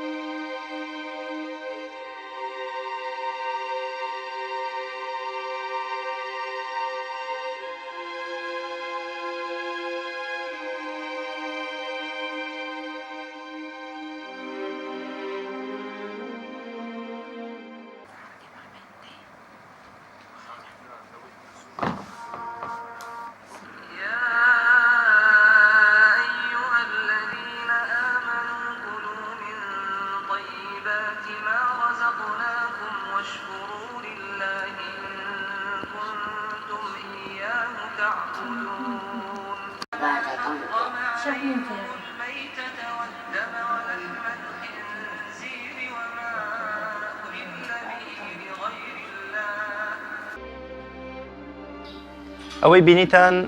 ژیان و بەسەربردنەکانی ڕۆژانەی کاکە کۆشیار بوو لە ناحیە پیرەمەگرون. ئەو هاوشێوەی منداڵێکی ساغ و تەندروست دەتوانێت یاری بە ئامێرەکانی بکە و لەگەڵ هاوڕێکانی دا هەڵسوکەوتەگی جوان بکە و لە قوتابخانە و خوێندنگەکەشیدا پلەیەکی سەرکەوتو بەدەست بێنێ و لە ئاستی قوتابیە زیرەکەکانی دابێ. ڕیاز کاکە مەحموود تایبەت بە بەرنامەی پەیامی ڕۆژ ناحیەی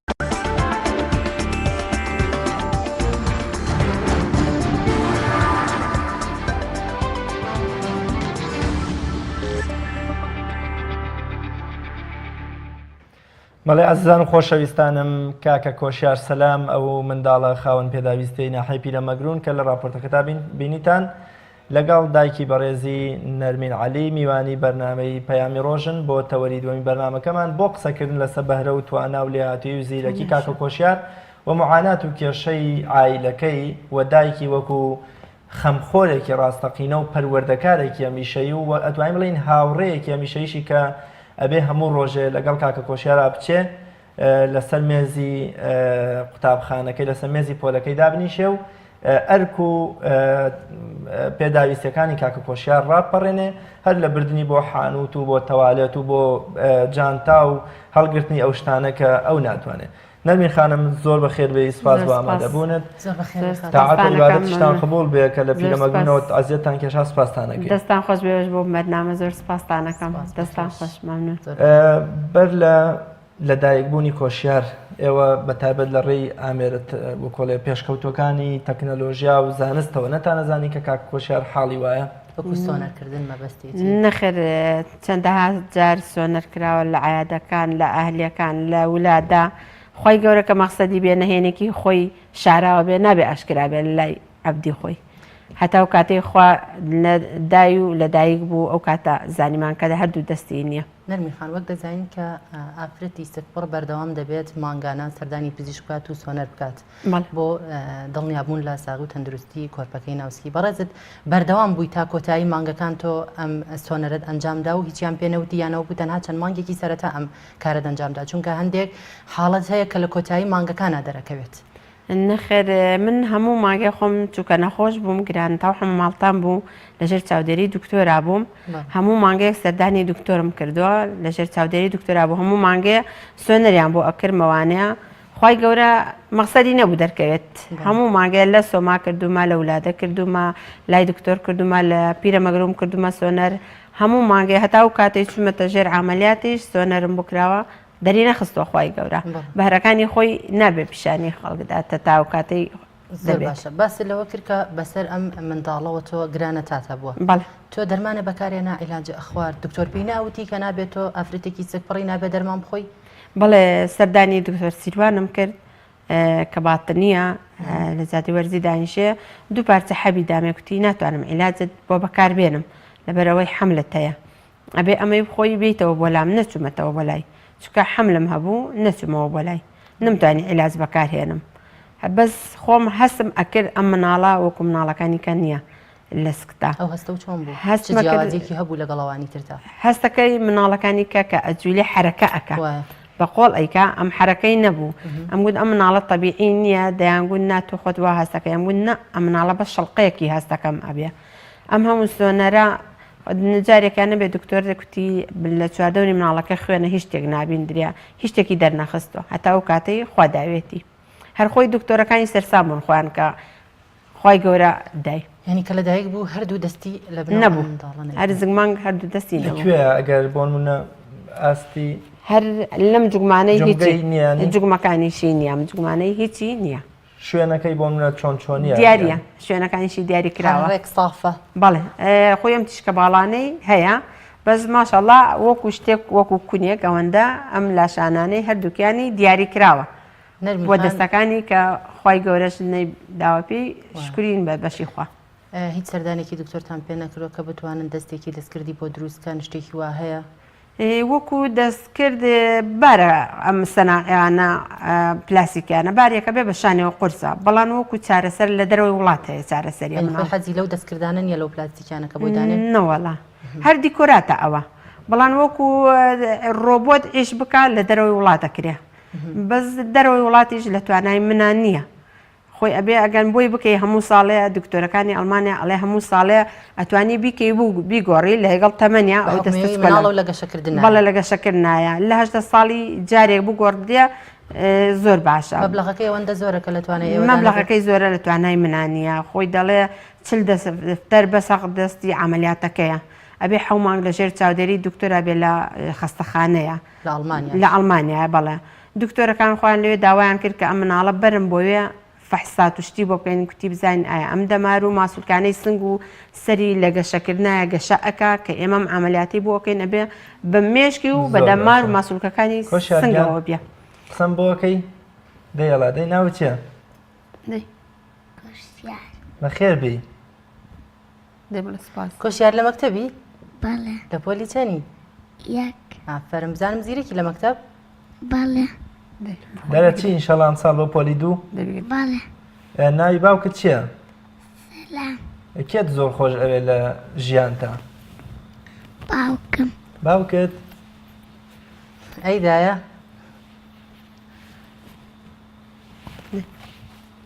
نەرمی خان هاتوچۆی بۆ قوتابخانە چۆنە خۆی ئەڕوات توانای جانتا هەڵگرتنی چۆنە نووسینەوەی چۆنە لە ناو پۆلە خۆی دەڕوات بەڵام زۆر ڕۆشتنیش توانای نییە قاچی دێشێ چکە ئەم مناڵە دایم نەخۆشە هۆکاری قاچی بۆ هۆکاری قاچی فەگیرەکانی ڕێخۆڵەکانی من دکتۆر نەماوە لەم سلەیمانیا پێینەکە مە مناڵە دوو جارم ئامەلیات کردو لام یەک مانگە عملیات کراوە لە هەمووانگە عملیات کراوە جارێک لە ژێر عملیات تا دڵی وەستا کارەبایان لێداوە دڵیان هێنایەوانە ئەجا لەو زەتێنەکانی دکتۆراڵە بێ بیکەی ناتوانم دڵم نایە چکە دوو جارم قژتۆتە ژێر بنجە و لەم تەمەنەیە سێ جار بکرێ دەترسم ئەم جارش دڵی بوەستێتەوە لە ژێر عملیاتە ئەجا لە فەگیرەکانی ڕووخۆڵەکانی دکتۆر دەڵێ هەمووی ئیوەیە دایم هاواری زگێکە ئەم مناڵە شت ئەخوان نەخوا هەر هاواری زگەنی هۆکاری ئەم نەتوانین ڕۆشنی بۆ ئەوەیە دکتۆر بەڵێ احتیمالە ئیلەو زەتێنەکانی بێ داوێتێ لە فەگیرەکانی زگی ڕێخۆڵەکانی دەڵێ بۆی هەیە ڕێخۆڵەکانی کون بێ بۆی هەیە تووشی مایسیری بێ عیلاج نەماوەی بەکارهێنم ناتوانمەوەندە عیلاج دکتۆریش دەڵ نابێەوەندە عیلاجی ئێستا دوێنێ و پێێنە نەخۆش بۆ لە زیدنەکانی یەکاتبووانێ شروع بمداوەتەوە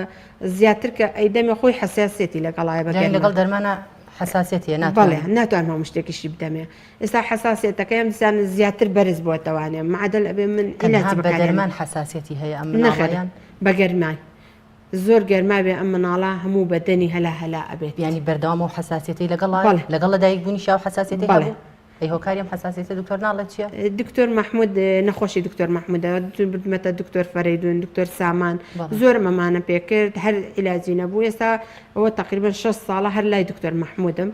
خۆی ئەزانێت دکتۆر مححمودەگەن پێشی لێنەرمین دکتۆرەکان نەیانوێت ئایا تەنها هەمەی ماڵتا و گرانتاکەی تۆ بە تۆکاریەوە یان بۆ منە هۆکاری تریان باز نەکرد کە ئەگونجێ ئەم منداڵە بۆی ئەو هۆکارەوە دەستەکانی لە دەستدا بێ یەک دەڵێ وەیە کە ئامۆزان لەگەڵ هاوسەرەکەمە ئامۆزین دەڵێ وەرەسەش بۆی هەیە کە نقستانیتان هەبێ نقستانی وەکو لە وەرەسەیە پورێکمان هەیە ئەزمانگ ئەشەلێت ئەجینا وەرەسەی نیمانە وەکو ئەوە بەڵان دەڵێن هەردووکتان لەگەڵ هاوسەرەکەتان بەڵێ ئامۆزین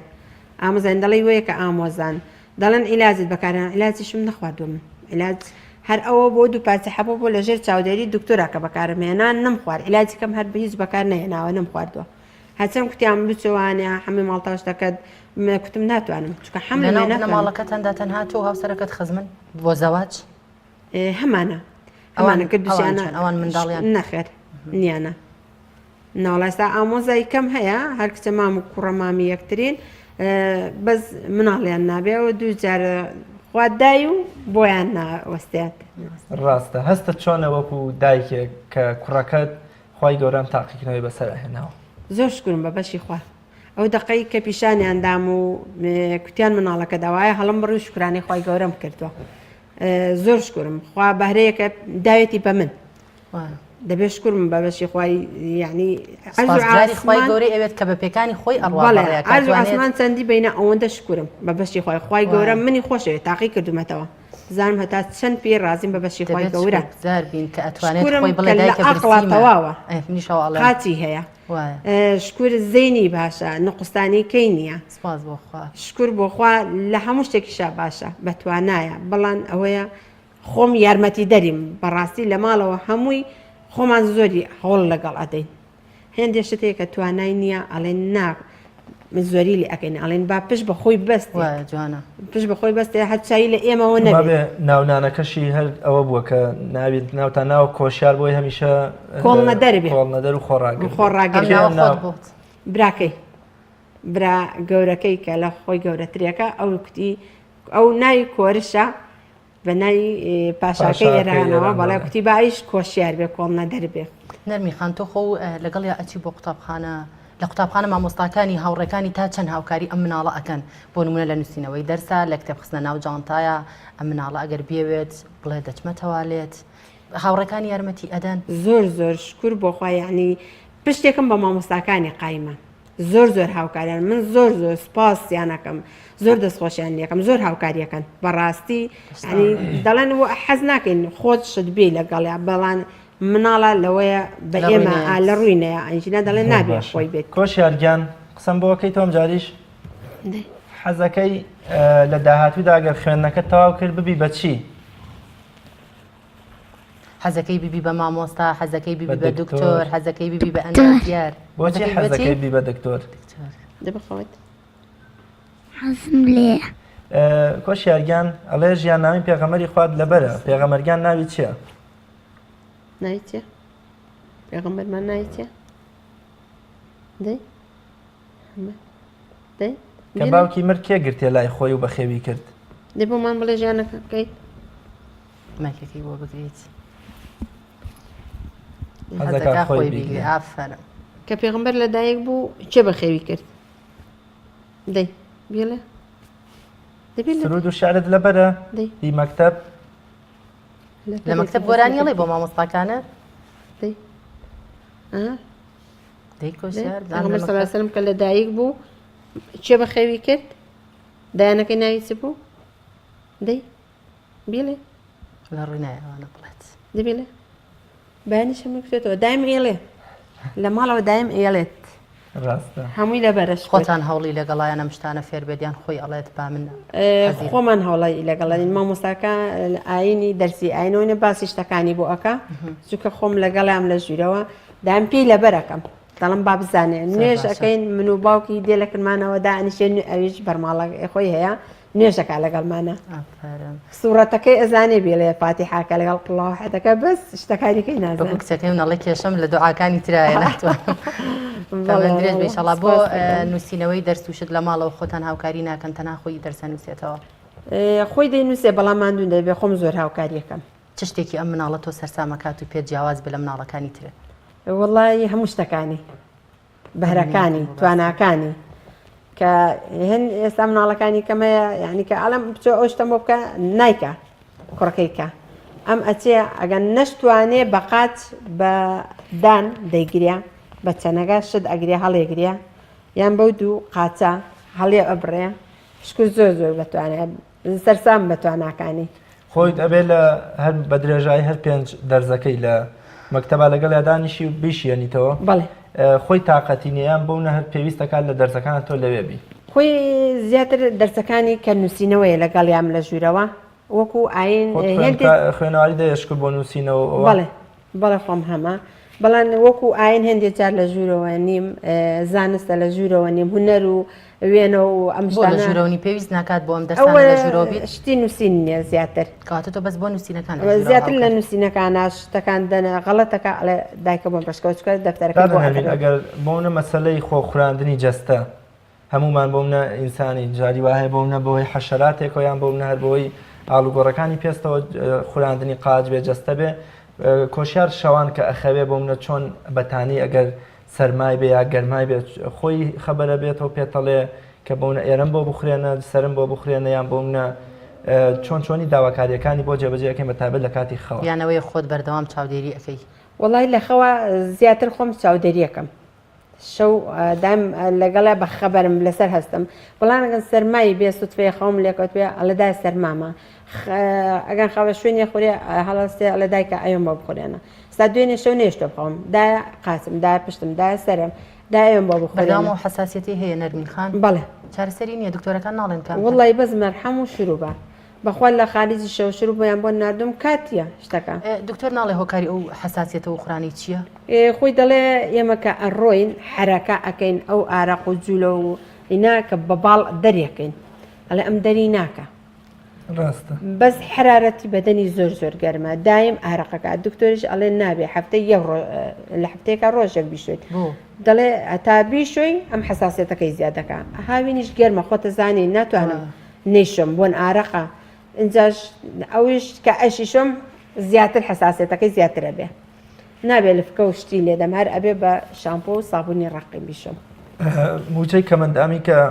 جاران 90 و پاشان 120 و 150 بوو پێم وایە بێت تا ئێستا کۆشیار بێ بەشە لەو موچە سەرەتایی کە لە چاو نەبوونی دەستەکانی هەر هیچ نییە بۆ ئەو کاکە کۆشیار چیتان کردەوە و بۆچی تا ئێستا موچەی کەمەندامەتی بۆ نەکراوە لێکم دەقەوە ئەم مناڵە کە لە دایک بۆ من خەریکمەوە نەبێ بڵێ خەریکی نەبووم و پێوەی هەڵنەستاوم زۆر مشور خواردووە هەولێریشم کردووە بەڵام دەڵێن 2013 لەلایەن حکومەتەوە وەستاوە کەمەندامەکەی بەڵام لە لیژنە توبێکای کوتی دەبێت بە خێوکارەکەشی بۆ بکرێ چوومە تا هەولێر لە هەولێریش هەموو شتەکانم بۆ کردووە بەس بۆ ئیمزایەکەی لە ئیدارە لە ئیدارە بەشی بورجە و ئیدارە لێوە وەستاوە ئەو کتابم تەسمیل کرد دامە بەڕێزێکی خوشکێکی کوتیان جواب دەدەینەوە هەتا ئێستا جوابیان نەدامەوە لێم پرسێوانەیە پاش 2 مانگ 3 مانگ وەڵا وەفاتی کردەوە مردووە ئایا ئەو خوشکە مردویان کتابەکەی من مرد لەوێ بۆچی گەیشتیتە هەولێر ئایا لە سلێمانی هیچیان بۆ نەکردی وا بڕیاریا بچیتە هەولێر کوتیان هیچ هەر خەریک و کوتیان ناکرێ لەبەر چیش بوو دکتۆرەکانی ئەڵمانیا کوتیان با ئەم مناڵە نایلەکەم بەشی کەمەندامانە هەبێ لەبەرەوەی ئەو دکتۆرانی لە دەرەوەی وڵات دێن بە پێی پێویست چارەسەر لێرە بکرێ دەیکەن چارەسەر لە دەرەوەی وڵات بێ دەیبنە دەرەوەی وڵات بۆ چارەسەر با ناوی هەبێ پێویست داوای مناڵەکانەکەین هۆکارەکە زیاتر لەبەر ئەوەی بوو کە ناوەکەی بچێتە بەشی کەمەندامانەوە موچەکەی هەبێ بۆیان نەکردم بەس نازام ئەم حکوومەتە چاوپۆشی لە ئەوانە ئەکا نازام چی داوا ئەەکەم حکوومەت نەسەتەهای وەکەوەی من هەیە پێویستی پێێتی شتێکیان بۆ بک بەڕاستی داهاتێک موچەیەکیان نەبێت هەتا سەر دایک و باوک بۆ کەس نابێ بینە من بمرم باوکی بمرێ خوانەخواستە چێ بە خێوێکا مناڵە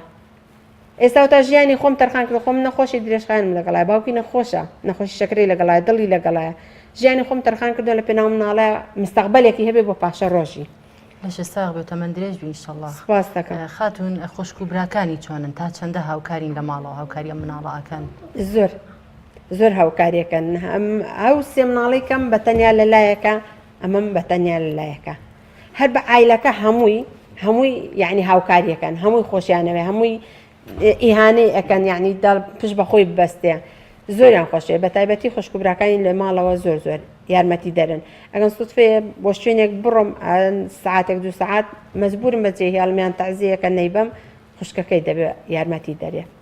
خوشکێکی ئێستا لێرە دەخوێنێن لە سلەیمانیە خوشکەی کە شووی کردو لێمەوە نزیکە مەزبور ئەو مێناوتە سەر ماڵێ دایم دەبێت چاودێری پاگەن لە ماڵەوە نەبم من خۆم بۆ هەر شوێنێکیش بڕۆم ئەبێ لەگەڵ ما بێ بەبێ خۆم هیچ شتێکی پێ ناکرێ ئەو منعاتەی خۆم لێ ئەزانم کەس لێ نازانێت لە بەکارهێنانی مۆبایل و ئایپاد و وەکوڵێ ئامێرەت زیرەکەکانە کاکە کۆشیار چۆنی ئەمڕۆ هەستم کرد لە راپۆرتەکە شابینیمان کە ماشەڵا بەکارهێنەرێکی باشی هەم مۆبایل و هەم ئایپاد و بە ئایپادەکەشی قەڵەمی تایبەتیە بوو بۆ نووسین بەڵێ شکورت بەتوانایە هەموو شتێک زانێ ئایپاتی تایبەتی شنووسینی هەیە ئایپاتی یاریکردنیشی هەیە بەڵام لە کاتی مەکتەبەکەیە ئایپەکەمانی هەڵگرتە و بەزی شنووسینەکەیمانەدایە شکور شت ئەنووسێ بۆ خۆی شت ئەکا هەموو شتەکانی ئەکات بۆ خۆی بەتوانایە شکر بۆ خۆی ئەیخاتە سەر یوتیوب ڕەمزی موبایلەکەی باوکی ئەزانێ ئەیکاتەوە ڕەمزی ئایپاتەکەی خۆی ئەزانەیە بۆ خۆی دەزانێ بیکاتەوە جاریوار بخۆم خۆم نایزانم بۆ خۆی ئەچی کاتەوە ئیزانێت ڕەمزەکانی شکر هەموو شتەکانی دەکایە ئەتەرنێت بەکارهێنێ بۆ خۆی سەیری شێوازێک لە مۆبایل و ئینتەرنێت و شت شارەزای ئۆزانێ بەبێوی کەسیش پێی وتبێت بەڵێ کۆش شارگیان قسەمان بۆکەی بەڵێ دەیڵا پێغەمەرگیان ناوی چی بوو وتیان ژیان ناوین پێغەمەرت لەبەرە دەی لە ئاین بزانام لە دەرسی ئاین لە مەکتەبا چیتان خوێندووە بۆمان باسکە. دایکی ناوی چی بوو؟ دایکی پێغەمبەر. ئامین. ئافرین ئامین. ئەیکە بابکی مرد دایان بەلای کێوە بە خێوی کرد؟ حەلیمە سەعدیە. ئەی ئافرین زۆر ئاقلی کۆشیارگیان. کۆشیار نوێژە زانی؟ بەڵێ. کۆشیار سلێمانی خۆشە پیرەمەگرون؟ سلێمانی. ئێمە ڕۆرەوە باشە؟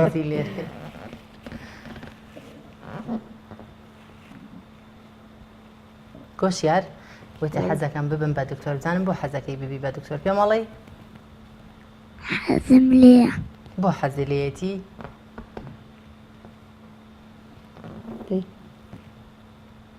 حەزی لێ نییە ببی بە مامۆستا؟ نەخۆش جارە سەرەکەی ببێ دکتۆر؟ ئینشەڵڵا تەمەند درێژە بێت و دکتۆرێکی باشیشی لێ دەرەچێت. ئینشاءڵڵا. لەگەڵ هاوڕەکانی تەعاملکردنی چۆنە لە دەرەوە یاریکردنی چۆنە؟ شکر بخوا زۆر باشە لەگەڵ هاوڕەکانی بەڵام هێندی جار هەیە کە پێی ئەڵێن تۆ دەست نییە زۆری پێ ناخۆشە پێی ناخۆشە ئەڵێ وان پێی ئاڵێن یان جاروای ئەڵێ قەت خۆی و پرسیاری لێ نەکردی بڵە دایکە من بۆ وام و ئەوان بۆوان بەرەوەڵا خۆم زۆر زۆری پێ هێن بووم ئەگوت دایکە ئەگەن چوومە مەکتەب منیش دەستم تێوەکو تەلەفەکانی گوتم بەڵێ دایکیان دەست دێتەوەش. نەرمین خان دەست خۆش بێ زۆر بەخێر بێ خی گەورە ئەو کۆڵێ پاداشتە بداتەوە و سەرفراز بی و کاکە کۆشیاریش تەندروست و بەختەوەر و لە شساغ بێ و داهاتوویەکی ڕۆشنی هەبێ ئینشاءڵڵا. زۆر سپاسدانە. سپاس بۆ ئامادەبوون لە بەرنامەی پەیامی ڕۆژ و هاتنت لە پیرەمەگرونەوە عەزیەت و ئەرکێک و خستمان سەر شانی جەنابەت. سپاس بۆ ئامادەبوونت بینەرانی عەزیز و خۆشەویست بڕگەی دومی بەرنامەی پەیامی ڕۆژیش بە کۆتایی گەشت دەچینە لای ناوبڕێک و پاشتر دێنەوە لاتان بۆ قسەکردن لەسەر تەوەری سێمی بەرنامەکە.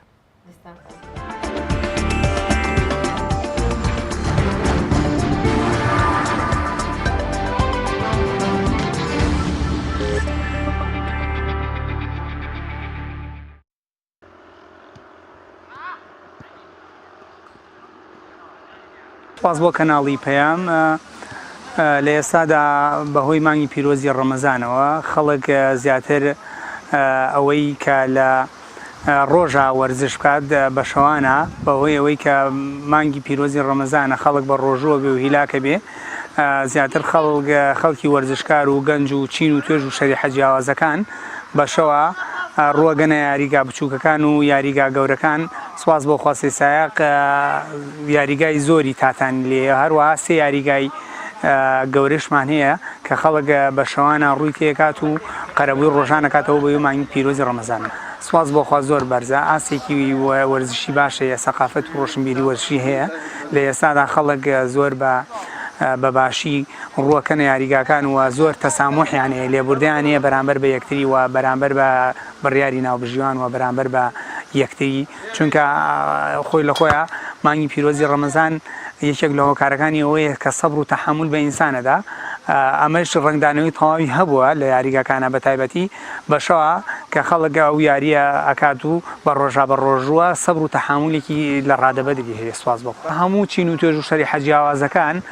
ڕویان کردوێتە یاریگاکان و یاریەکان هەر ئەوە نییە بڵێ چینێکی گەنجی وەرزشکارە نەخێر بە پێچەوانەوە دوکاندار یەت بۆ ئێرە مامۆسایانە بۆ ئێرە فەرمانبەرانە مەسەلەن مەحامیەکانە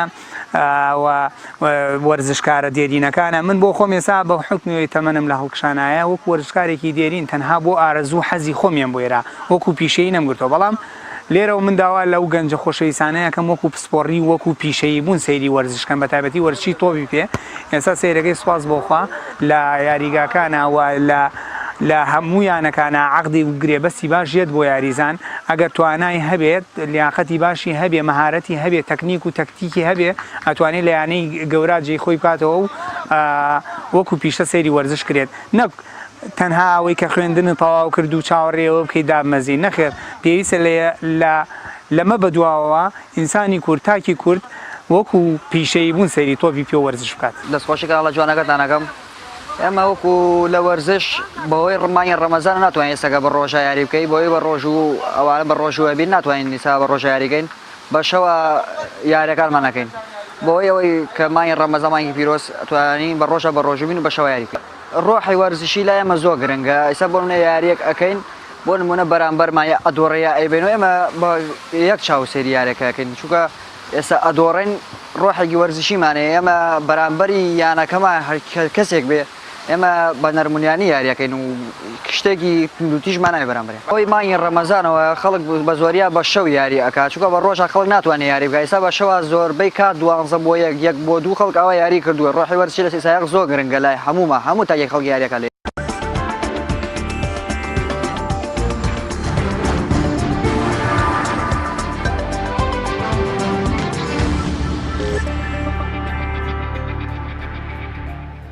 بەڵێ ئازیزان و خۆشەویستانم بانگ یەکێکە لە دروشمە گەورەکانی ئاینی پیرۆزی ئیسلام گەورەی و پاداشت و فەلسەفە و دەنگخۆشی لە بانگدا دەکەنێتە وەری سێمی بەرنامەی پەیامی ڕۆژ بۆ کۆمەڵگەی ئیسلامی بانگ یەکێکە لە دروشمە جێگیر و کاریگەرەکانی و بۆ ڕێخستنەوەی کاروباری کۆمەڵایەتی و ئاینی موسڵمانان پێغەمبەری خوا صلی الله علیه وسلم لە گەلێ لە فەرمودەدا پاداشت و گەورەی و ڕێزی بانگ و بانگ بێژانی دیاری کردووە بە جۆرێک لە جۆرەکان ئەوەندە پاداشت و ڕێز و گەورەی بۆ دانراوە کە مرۆڤ ئاواتە خوازە وەکو فەرمودەکەی پێغەمبەری خوا صلی الله علیه و سلم بچێتە دەشت و چۆڵەوانیەک هەتا دەنگی بردەکات بە درێژایی ئەم خۆڵ و دار و بەرد و گیاندارە گویان لە بانگی بێ لە پێناو و سڕینەوەی گوناهەکان و بەدەستهێنانی پاداشتێکی گەورە بۆیە پێغەمبەری خوا صلی الله علیه و سلم هەمیشە هانی هاوڵانیدا بە دەنگێکی خۆش و ئارام و لەسەرخۆ بە تابەت بیلالی حەبەشی کە بانگێکی هێورکەرە و ئارامکەرەوەی بۆ بدەن بۆ ئەوەی خەڵکی بەرە و یەکتاپەرستی خوا و پەرستشەکان بۆ مزگەوت بکەن بۆ مەبەستە قسەکردن لەسەر مەرجەکانی بانگ و بانگ بێژ و حکمت و فەلسەفە و گەورەی و پاداشتی بانگ و بانگ بێژی لە ئیسلامی پیرۆزدا میوانداری زۆر بەڕێز کاک شێخ حوسێن بەرزنجی پسپۆڕی زانستە ئیسلامیەکانمان کردەوە کاک شێخیان زۆر بەخێربێی سوپاس بۆ ئامادەبوونتان تاعالیشتان قبوڵ بێ گەورەی و پاداشتی بانک ئیسلامی پیرۆز چۆن لە بانگ ئەڕوانێ و لە بانگ بێژ و بانگ چه گرنگی و ئەهمیەتێکیە بۆ کۆمەڵگەی ئیسلامی بسم الله الرحمن الرحيم الحمد لله والصلاة والسلام على سيدنا ومولانا رسول الله وعلى آله الأطهار وصحبه الأبرار سوپاسی کەناڵی پەیامەکەم بۆ ئەم دەرفەتە لەم مانگە پیرۆزەدا داواکارم لە خوای میهرەبان تاعەت و عیبادەت لە هەموو لایەک قبوڵ بێ ئینشاءالله ئەم مانگی ڕەمەزانە ببێتە مانگی خێر و بەرەکەت ببێتە مانگی ئاشتەوایی ببێتە مانگی سڕینەوەی گوناهەکانمان ئینشاءالله طبعا بانگ لە زمانی عەرەبیدا بە دوو جۆر بڵێن لغەوی و ئیصطلاحی تعریف کراوە لە ڕووە لغويكوا طبعا الأذان هو النداء إلى الصلاة بان كردن بو نيوشا واصطلاحا هو إعلام بوقت الصلاة وموعده يعني شون ناو نيوجكو بتشي بألفاظ مخصوصة كان لفظك دياري كراو دياري أكريه بانك چۆنی بدايتين كراوة بانك طبعا رواية زورة بلام أصح أويك بيغمر صلى الله عليه وسلم إيشك لها وراني بخو أي بيني لبيشا مشاوري أواء كان ناقوسي نصارى بيوما بداركي بتشوكا لسر داركي قورة لي أدن أو بو أقادار كرنوية زياتر بو كاتي عبادات و خواپەرستی خۆیان و پێم وابێت شتێکی تریش هەیە کە جوولەکەکان بەکارێن ئەهێنا ئەمەش بۆ پێغەمبەر صلی الله عليه وسلم باسەکەن پێغەمبەر صلی الله عليه وسلم ئەمانە هیچی بەدڵ نابێت هەمووی ڕەت ئەکاتەوە ئەگەر هەڵە نەبم ئەو هاوڵەی پێغەمبەر صلی الله عليه وسلم عەبدوڵای کوڕی زەید خەوەکە ئەبینێ بەس مدەیەک ئەی هێڵێتەوە بە حەزەتی عومەری کوڕی خەتاب ئەفەرمێ کە خەوێکی وان بینیوە حەزەتی عومەریش وەکو چۆن بڵێ شەرم ئەیگرێ لە ڕوایەتەکە هاتووە پێش ئەم سەحابێ بکەوێ و پێی بڵێ ئەوانە دوای خەبەر بە پێغەمبەر ئەدەن صلی الله عليه وسلم هەندێک کەسێ طعن ئەدەن لەمە بۆچی مثلا بانکە عیبادەتێکی تەوقیفیە عیبادەتیش عادەتەن تەوقیفین لەلایەن خواوە ئەلفاظی شێوەی هەڵسوکەوتی یان لەلایەن پێغەمبەر صلی الله عليه وسلم دیاریکرا یان لەلایەن خوای پەروەردگارەوە بۆ سەحابیەک مەسەلەن لە خەوایی بێنێ. ئەمیش هەدەفەکەی ئەوەیە، فەلسەفەکەی ئەوەیە، سەبەبەکەی ئەوەیە کە خوای گەورە ئێوە لە ڕێگەی هاوڵەکانی پێغەمبەر صلی الله عليه وسلم ئومورە عیبادیتیەکان زیاتر ڕوون کاتەوە. یعنی سەحابیەک ئەگەر پێغەمبەر صلی الله عليه وسلم بۆ خۆی خەوەکە ببینێ لا شەک خەوی پێغەمبەران وحیە بەشێکە لە نبووەت. لێرە دووبارە پرسیارێکی ترێت ئارەوە باشە ئەی بۆ بە خەوی سەحابیەک ئەمە بۆ بێ نەخێر ئەمە تەنیا بە خەوی سەحابیەک ئیسبات نەبووە، ئەمە وحیە بۆ پێغەمبەر صلی الله عليه وسلم بە وحی بانگ جێگیر بووە. ئەلفاظەکانی بانگدان هەمووی بە وحی جێگیر بووە لەلایەن پێغەمبەر صلی الله عليه وسلم. یعنی وحی هاتووە بۆ پێغەمبەر لە ڕێگەی حەزەتی جوبرەئیلەوە. با فەرمودەیەکیشمان نەبێ، یەک دوو فەرمودەمان هەیە لەو ڕۆ، بەڵام فەرمودەکان قسە لە سەنەدەکانیانە هەیە بەلای زانایانی فەرمودەوە ئەڵێن لاوازە. جا لەبەرەوە وەکو بانگ ئەلفاظی معلوم دیارە چۆنە و چییە، ماعەدا نوێژی بەیانی نەبێ پێ ئەوترێت تەثویب، ئەوەش بە ئەمری پێغەمبەر صلی الله عليه وسلم، نەگەر ئیشی فعلی حەزەتی عومەر بێ وەکو کە هەندێک کەس وا تێگەن نەخێر ئیشی حەزەتی عومەر نییە، بەڵکو ئەمری پێغەمبەر صلی الله عليه وسلم فەرمێ بیخەنە بانگەوە لە نوێژی بەیانیە، ئەویش الصلاة خەیر من النوم، و پێ ئەوترێت تەثویب. خۆی تەثاؤب پێم وا بێت لە باوێشکدانەوە هاتووە، یعنی ئەو کاتێک کە خەڵک باوێشکەدا و خەویە و ئەوانە بانگبێژ بانگ ئەکا ئەڵێ الصلاة خەیر من النوم، نوێژ خێرترە لە خەوتن. بەڵێ زۆر باشەکەواتە مەرجەکانی کەسی بانگبێژ چییە؟ ئەبێت چ مەرجێکی تێدا بێ ئەو کەسی کە بانگەیات؟ طبعا بانگبێژ ئەبێ هەموو ئەلفاظەکان بە جوانی بزانێ.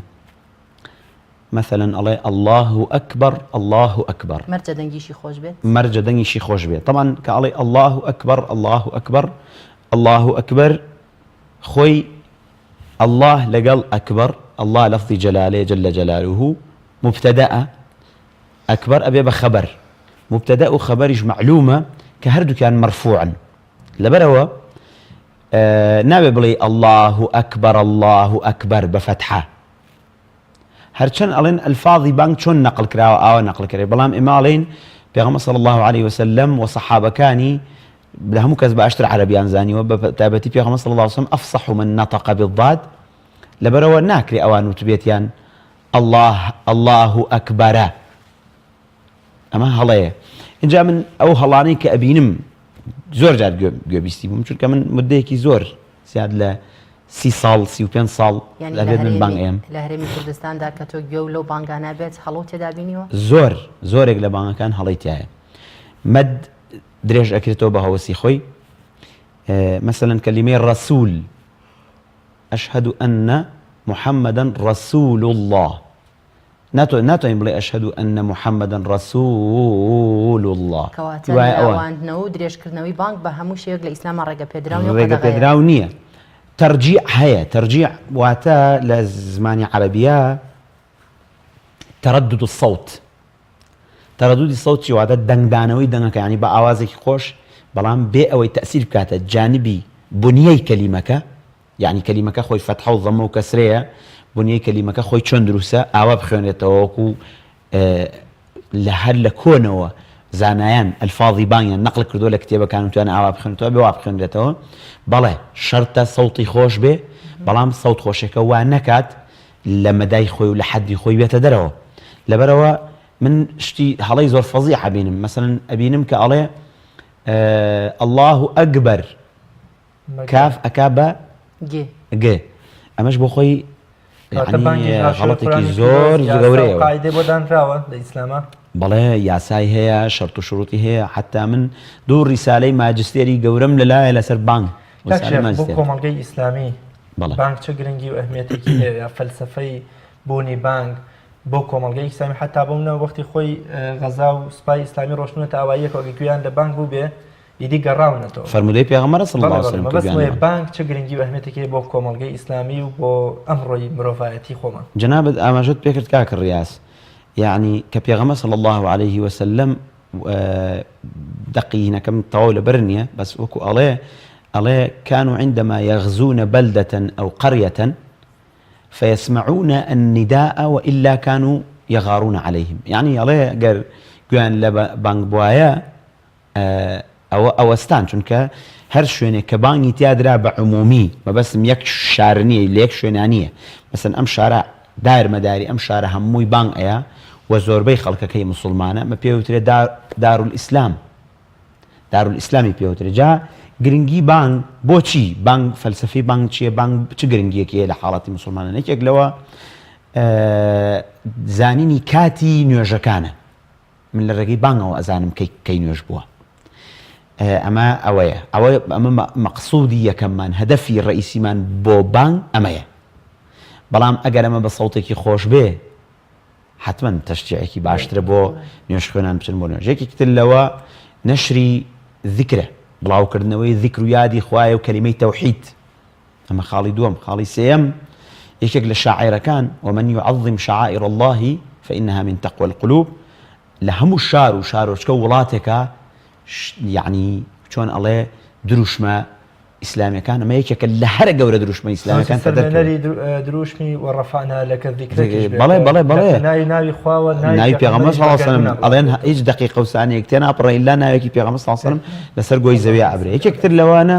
نداء الحضور الجماعة ومكان الصلاة كابرا أقل شوينك بزاني لكوية كبان كدر الرق أشيلو شوينك كبان كيل دراون يرجع كاوش بيوتريم مزجوت بوي بشيل نفسي أو شويني كبان كيل دراون لو يرجع یەکێکتر لەوانە کە وەکووتم ئەگەر دەنگەکە خۆش بێ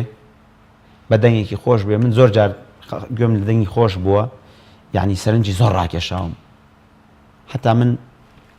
مەسەلەم لەسەر دەنگخۆشیە پیاوێکی بەڕێز بۆی گەڕامەوە وتی بەرەو کەرکووک ئەچوین باسی کۆنی ئەکرد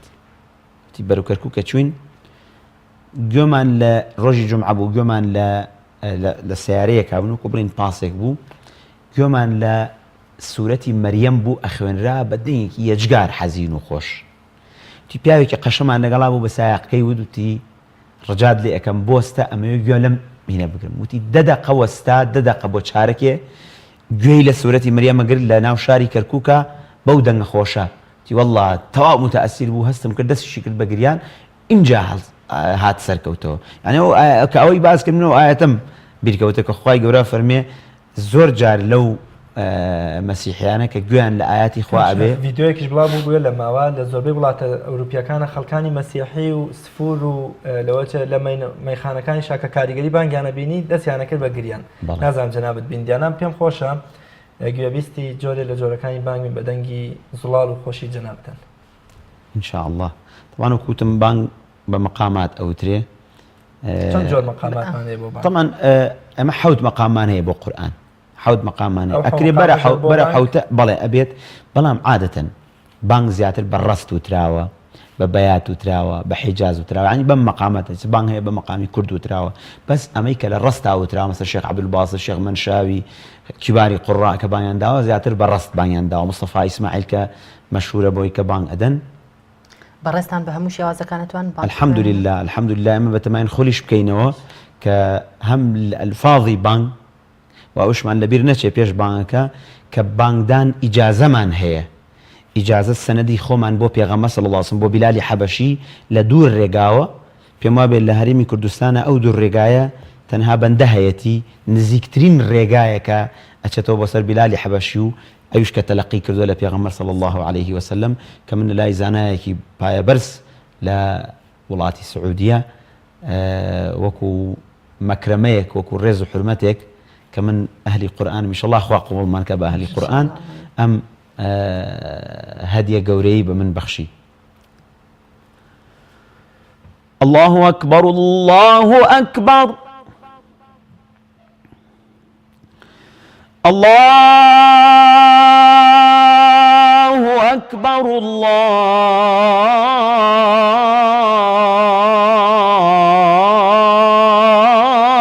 الله أكبر أشهد أن لا إله إلا الله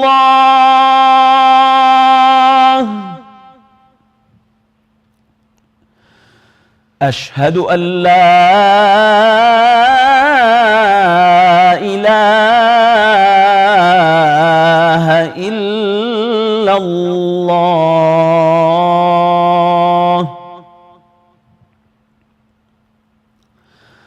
أشهد أن محمد رسول الله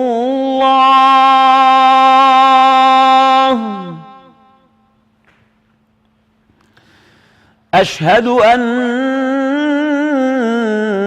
محمد رسول الله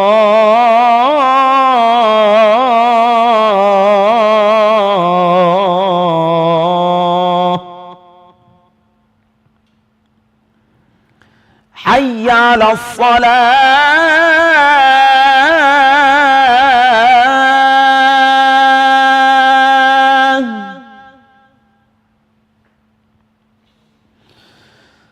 حي على الصلاة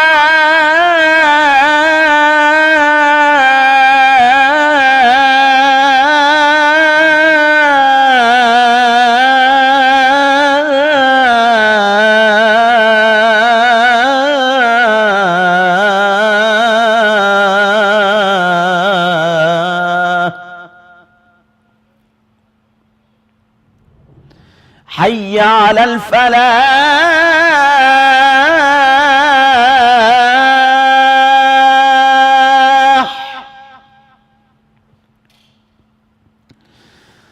حي على الفلاح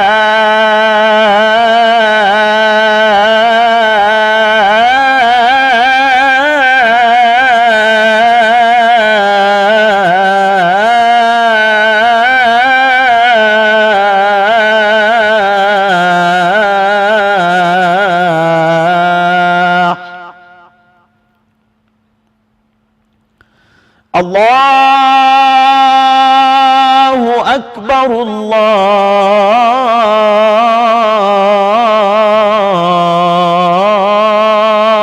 الله أكبر لا إله إلا الله یاخوا دەنگ دەمت خۆش بێ ئینشاءالله خوا پاداشت باتەوە پێغەمبەری خوا صلی الله علیه وسلم لە هیچ شوێنێکدا ئاماژەی بەوە نەکردووە کە ئومەتەکەی و شوێن کەوتوانی دوعای بۆ بکەن تەنها دوای بانگ نەبێ یا فەرمێن نێوان بانگ و قامەت دوعای وەرگیرا و ڕەت ناکرێتەوە ئەمە گەورەی و بایەخی بانگە لای ینی کە ئەوەندە گرنگە پێغەمبەری خوا صلی الله علیه وسلم پێی بڵێ داوای پلە بەرزەکانی بەهشت و فیردەوسی عەلام بۆ بکەن. طبعا لبين زانایانە خلافێک هەیە بەڵام دوای ڕەئی ڕاجحیان ئەوەیە هەموو زانایان ئایا بانگدان گەورەیە یان پێشنوێژیکردن. ڕاجحی عولەما قەولی ڕاجحە کە بانگدان گەورەترە لە پێشنوێژیکردن. سبحان الله. پێغەمبەر صلی الله علیه و سلم فرمودەی زۆرە دەربارەی بانگ. بزانە فەرمێ چی؟ فەرمێ لو يعلم الناس ما في النداء والصف الأول ثم لم يجدوا إلا أن يستهموا عليه لاستهموا. لفرموديك تبدا فرمي المؤذنون أطول الناس أعناقا يوم القيامة كإمام مسلم روايتي كردوها بانگ بيجان برسترين ودريشترين قردن يعني إلى القيامة تعالى شون يكترا فرمي الإمام ضامن والمؤذن مؤتمن اللهم أرشد الأئمة واغفر للمؤذنين. خوايا الرين موي بيش نيجان بكا لبانگ بيجان خوش به سيكا ما هل إرادة لك يخوي شوانا بيغمر فرمي المؤذن يغفر له مدى صوته ويستغفر له كل رطب ويابس هم وشكو تريك داوي خوشبوني بوكا ودني تا كوبغا او انا لقناها كان يخوش به خواي يقول لي يخوش به جابوا يالم يعني زانان رأي راجح بلان اويا كإمامة قوريه بيشنوجي بلام افرمون بانگدان زور لإمامة قورتره بۆیە ئەڵێم ئەو پێغەمبەری صلی الله علیه و سلم ئەو داوای کردەکەم تاکێک بەهۆی ئایا شوانکارەیە بۆ بەرهەمە بەهاریەکان بۆ سەیران بۆ خۆی ئەچێتەوە دەرو دەشتە بانگی تاکە کەسی بۆ خۆی تا چەند گرنگی و ئەهمیەتی هەیە بەتایبەت لەو دەشتا کە ئەم زیکر و یادی خوایە بدا بەگوێی هەموو گەردووندا. طبعا پێغەمبەر صلى الله عليه وسلم فرمودەیەکی هەیە کە قودسیە لە خوای پەروەردگارەوە ئەیگەڕێتەوە کە خوای گەورە باسی ئەو عەبدەیەکە کە لە دەشتێکە کاتی نوێژیەت کاتی بانگیەت بانگ ئەیا و بەلای ئاژەڵداری و حەیوانداریەکەی خۆیەوەیەتی چێتە بەرزایەک و بانگ ئەدا بێ ئەوەی کەس ئاگای لێبێ. خوای گەورە فەرمێ سەیری بەندەکەم بکەن بانگ ئەدا کە کاتی بانگیەت بانگ ئەدا لەو دەشتە چۆڵە بێ ئەوەی کەس لەلای بێت. ئێوە شاید بنەوە من لەو خۆش بووم. یعنی بەڕاستی ئەمە زۆر گەورەیە بانگدان زۆر گەورەیە لە ئیسلامدا چونکە بانگدان بانگکردنە بۆ لای ئەم دینە گەورەیە بانگکردن بۆ لای شەعیرەیەکی زۆر گەورە کە نوێژکردنە کە کۆڵەکەی دینە کە کۆڵەکەی ئیسلامە. یعنی بەڕاستی بانگدان زۆر زۆر گەورەیە فرمودەی زۆر زۆر لەسەری هەیە و دەیان ڕسالە و کتێبی گەورە گەورەی لەسەر نووسراوە. زۆر باشە کاک شێخ پێشتر باسی لە دوو ڕێگاگر کە وتە ڕێپێدرا و ئیجازە درراوە من ئەو دوو ڕێگایم هەیە خۆشبەختانە لە هەرێمی کوردستان پێم وایە بێتە ناچۆ ڕێگایەکیشیان زۆر نزیکە لە بیلالی حەبەشی و مەبەستێ چییە لەم دوو ڕێگایە طبعا بۆ ئەوەی بە هەڵە نەڕوا طبعا خەڵکی تر زۆرە چەند کەسێکی تر لە هەرێمی کوردستانە و لە شاری سلێمانی خۆشبەختانە ئیجازەیان پێدراوە لە شوێنانی تر من کۆمەڵک لەو برایانە ئەناسم یعنی ڕێگەیان پێدراوە الحەمدولله دەوراتیشیان کردووەتەوە و خەڵکیان فێری بانگ کردووە خی گەورە پاداشتی خێران باتەوە هەر ئەو نییە بڵێم شێخ حسێن تەنیا ئەو ئیجازەی هەیە نەخێر خەڵکی تریش مەجموعەیەکی کەس شک ئەبەم کە خەڵک لێرە لە هەولێر لە سلێمانی شارەکانی تر کە لە ڕێگەی ئەم برایەوە بۆ نمونە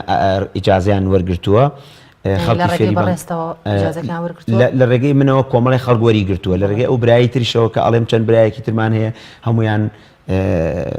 ڕێگە پێدراوە و ڕێگەیان پێدراوە بۆ نمونە لەوانە مامۆستا مەلا عومەر پێم وابێت ئیجازەی پێدراوە پێم وابێت لەوانە چەند برایەک لە هەولێر کاک دکتۆر کۆچەر برای خۆمان هەر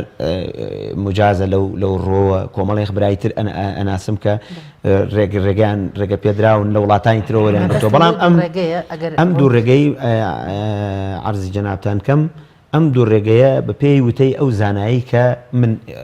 مۆڵەتەکەم لێ وەرگرت و ئیجازەکەم لێ وەرگرت تەواو من ئیجازەی حەدیثیم لە خزمەتیا چەند جاری تر وەرگرتووە بەڵام لە بانگدانیشا کە حەزم کرد وەریگرم خۆی دەست پێشخەری کرد وتی ئەمە نزیکترین پێ وترێ سەنەدی عالی سەنەدی عالی ئەوەیە بە کەمترین ڕێگە حتا لە حەدیثیشا پێ وترێ سەنەدی عالی ئەوەیە زانایانی فەرموودە فەرمویانە بە کەمترین ڕێگە بگەیتەوە بە پێغەمبەر صلی الله علیه و سلم بە کەمترین ئەشخاصەکان بگەیتەوە بە حەزرەت صلی الله عليه وسلم ئەمە پێوترێت سەنەدی عالی یعنی حتا لەلایەن زاناکانەوە ئەمە زۆر بایەخی پێدراوە بە مبارەک ناوبراوە یعنی وەکو تەبەڕوکی پێوە کراوە جا بۆ بانگیش بە هەمان شت بەڵام ئەوەمان لەبیر نەچێت قسەی زۆر هەیە لەسەر سەنەدی بانگ با من ئەمە بەڕاشکاوانە بڵێم کەوا سەنەدی بانگ هەمویان بە یەک لاسەرەوە ئەگەنەوە بە شەخصێک ئەم شەخصە قەتعی تایە ئەم سەنەدە یعنی زۆرێک لە زاناکانی فەرموودە ئەهلی حەدیث ئەفەرمون ڕێگاکانی بانگدان مبارەکە گەورەیە بەڵام ئیشکالیەتێکی تایە ئەوش قەتعێکی تایە هی هەرچی کەس هەیە لەم سەر گۆی زەویە ئیلا بەو شەخصە تێئەپەڕێ ئەو شەخصەش سەنەدێکی منقەتعی هەیە ئەو سەنەدە منقەتعە چەند کەسێکی تیاپەڕیوە یان کەسێک لە دوو کەس زیاتری تیاپەڕیوە بەڵام ئەڵێن بۆ مبارەکی و ئەوانە خەڵک سەنەدەکەی هەبێ باشترە چونکە من ئەو کەسەی کە ئەم سەنەدەی دابە من و تێبێ بانگم بۆ بەی بانگەکەم بۆیاوە ئەلفاظەکانی گوێ لێ بووە زۆر باشە اینجا لە مانگی قورئانە پێمان خۆشە گوێبیستی هەندێک لە ئاەتە پیرۆزەکانی قورئانی پیرۆزیش بین بە دەنگی بەڕێستان إن شاء الله. أعوذ بالله من الشيطان الرجيم بسم الله الرحمن الرحيم الحمد لله الذي وهب لي على الكبر إسماعيل وإسحاق إن ربي لسميع الدعاء رب اجعلني مقيم الصلاة الصلاة ومن ذريتي ربنا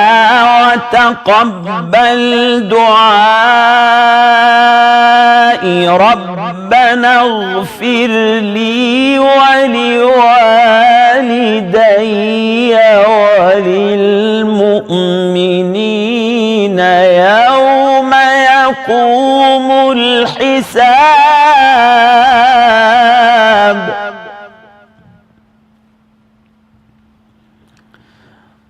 رب اجعلني مقيم الصلاة ومن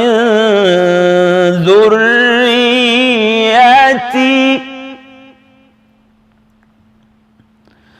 ربنا وتقبل دعاء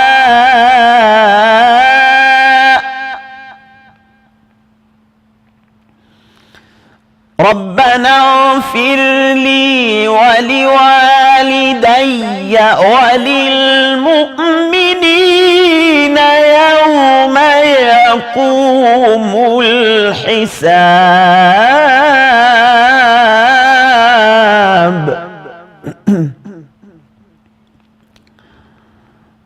رب اجعلني مقيم الصلاة ومن ذريتي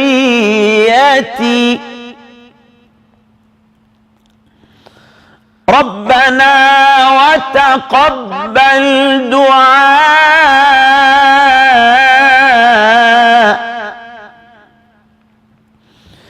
ربنا اغفر لي ولوالدي وللمؤمنين يوم يقوم الحساب صدق الله العظيم دەنگ دەمت خۆش بێ یاخوا کاک شێخ پیاوی ڕۆشنبیر و ڕیفۆرمخوازی کورد شێخ محەممەدی خاڵ بە ڕەحمەت بێت لە هەشتاکاندا دەڵێ دروست نییە بانگی بەیانی بە مکابەرەی دەنگبەرز پیرێک لەوەچێ بە کەوتنە خوارەوەی دەرزیە خەبەریە بێتەوە تا کازیوەی بەیان خەوی لێ ناکەوێتەوە منداڵێکی شیرەخۆرە کەسێ سەعی هەیە مەبەستمەوەیە بانگ وەکو جەنابەت فەرموود ئەبێ ئەوەندە ڕۆحی و ئارامبەخش بێ خودات بیت بخاتەوە وەکو سەفەری دووەمی گەڕانەوەی بیلالی حەبەشی کە لە سەردەمی سەیدنا عومەرە هەر هەموو مەدینە باتەوە بۆ سەردەمە زێڕنەکەی پێغەمبەری خوا و تەمان لە ئەشهەدو ئەنە محەممەد ڕەسوول الله کەشە هەر قوڕگی مبارەکی پڕەبێت لە گریان و ناتوانێت درێژەی پێ بدە ئەو دەنگ ناخۆشی کە لە بانگی بەیانیانە بەشێ لە خەڵک بە دەنگێکی بەرز ئەمە تا چەند بوومنە ئایا بەرز ڕاگرتنی عیبادەتەکە یام ئەتوانین بەبێ ئەو دەنگە ناخۆشانەش خەڵک بۆ ئەم عیبادەتە یان پەرستشیان ئەم دروشم و شاعیرە بانگ بکرێت والله کاکە ڕێز طبعا لە ڕاستیدا بواە وەزارەتی ئەوقاف و یەکێتی زانایان کاریان بکردایە بۆ ئەم شەعیرە گەورەیە یعنی مەجال نەدرایە کە کەسێک ئێستا لە وڵاتێکی وەکو سعودیە ئەسڵەن مەحاڵە من سە بچمە ئەوێ بتوانم بانگ بم محاڵە ئیزنی وەزارەتی ئەوێ لە هەردوو حرەمی مەکە و مەدینە مەبەستمە حرەمی مەکە و مەدینە محاڵە بانگ بدرێ ئیلا بە ئەمریکی فەرمی لەلایەن وەزیرەوە نەبێت چونکە ئیمتیازاتی خۆی هەیە هەر کەسێ بانگ بات لەوێ کۆمەڵ ئیمتیازاتی هەیە لەبەرەوە زۆر جار خەڵکی خاوەن شەهادەی زۆر گەورە ماستەر و دکتۆرای هەیە پێشبڕکێ لەسەر ئەوە کاپتوانێ بانگ بە ینی ناکرێ هەر کەسێک هەڵسێ و بانگ بە خاڵێکی تر ئەوەیە کە حەزم کرد لە بیدایەتە ئاماژەی پێ بکەم کە ئەویژەوەیە لە هەندێک شوێن بە جیهاز بە دیجەی بە شتێکی تەوقیت کرا و جیازێک بانگ ئەدرێ مەجمەعی فقهی رابطەی عالەمی ئیسلامی فقهای عالەمی ئیسلامی کۆدەنگن لەسەر ئەوەی بە هیچ جۆرێک ناکرێ بانگ بە ئەجیزە بدرێ و بەڵێ و بیدعەیە بەڵکو ئەمە عیبادەتێکە ئێستا کەس ناتوانێت لە بری من بێت نوێژ بکە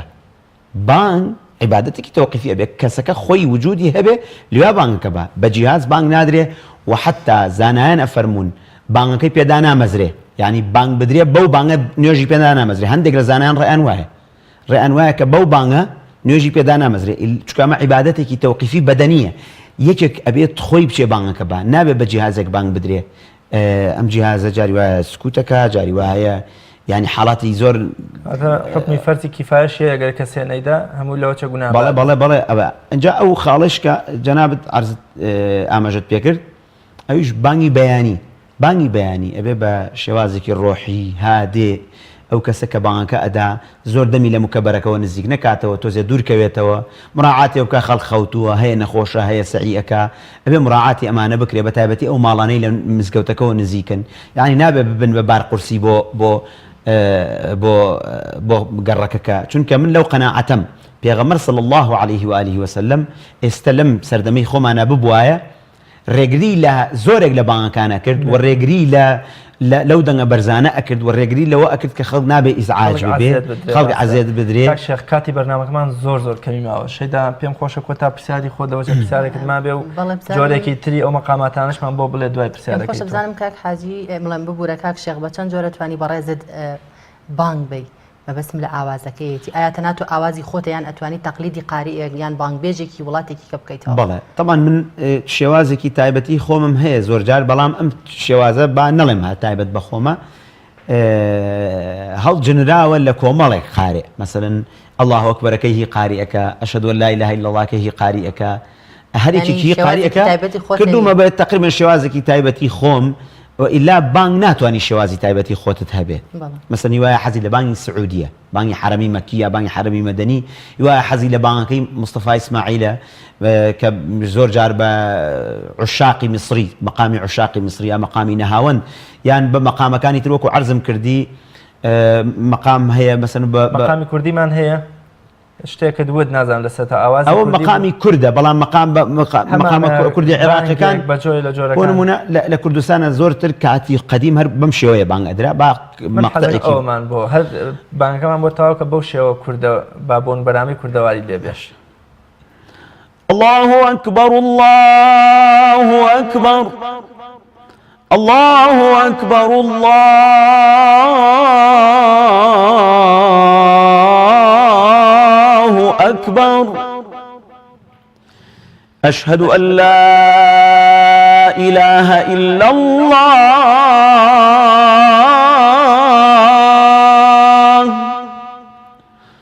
أشهد أن لا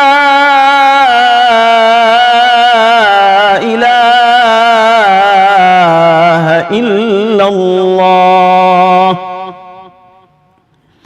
أشهد أن محمد رسول الله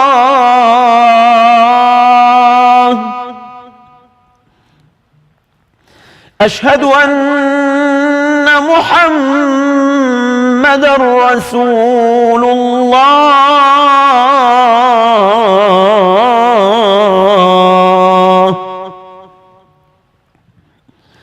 حي على الصلاة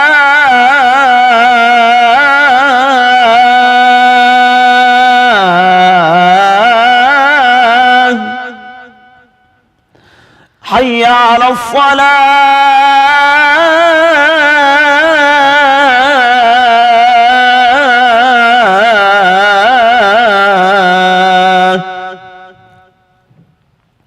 حي على الفلاح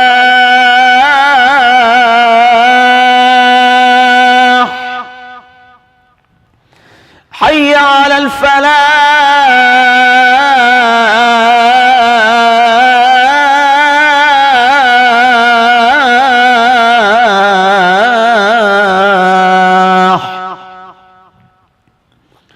الله أكبر الله أكبر لا إله إلا الله دەنگ و دەمت خۆش بێ کاک شەرگیان حەزمانکە زیاتر لە خزمەت تابین بۆ قسەکردن لەسەر حکمت و فەلسەفە و گرنگی و بایەخ و پاداشتی بانگ بەڵام کاتی بەرنامەکەمان تەواو بوو سپاس دەکەین سپاس بۆ ئامادەبوونیشت بینەرانی عەزیز و خۆشەویستم لەگەڵ هاوکارم شەیدا بەرگە و بابەتەکانی ئەمڕۆی بەرنامەی پەیامی ڕۆژیشمان پێشکەشکردن ئومێد دەکەین جێ ڕەزامەندی خوای گەورە و پاشان ئێوەی عەزیز و خۆشەویست بێ و تا بە یەکگەشتنەوەیەکتر بە خوای گەورە مێربانتان ئەسپێرین خواتان لەگەڵ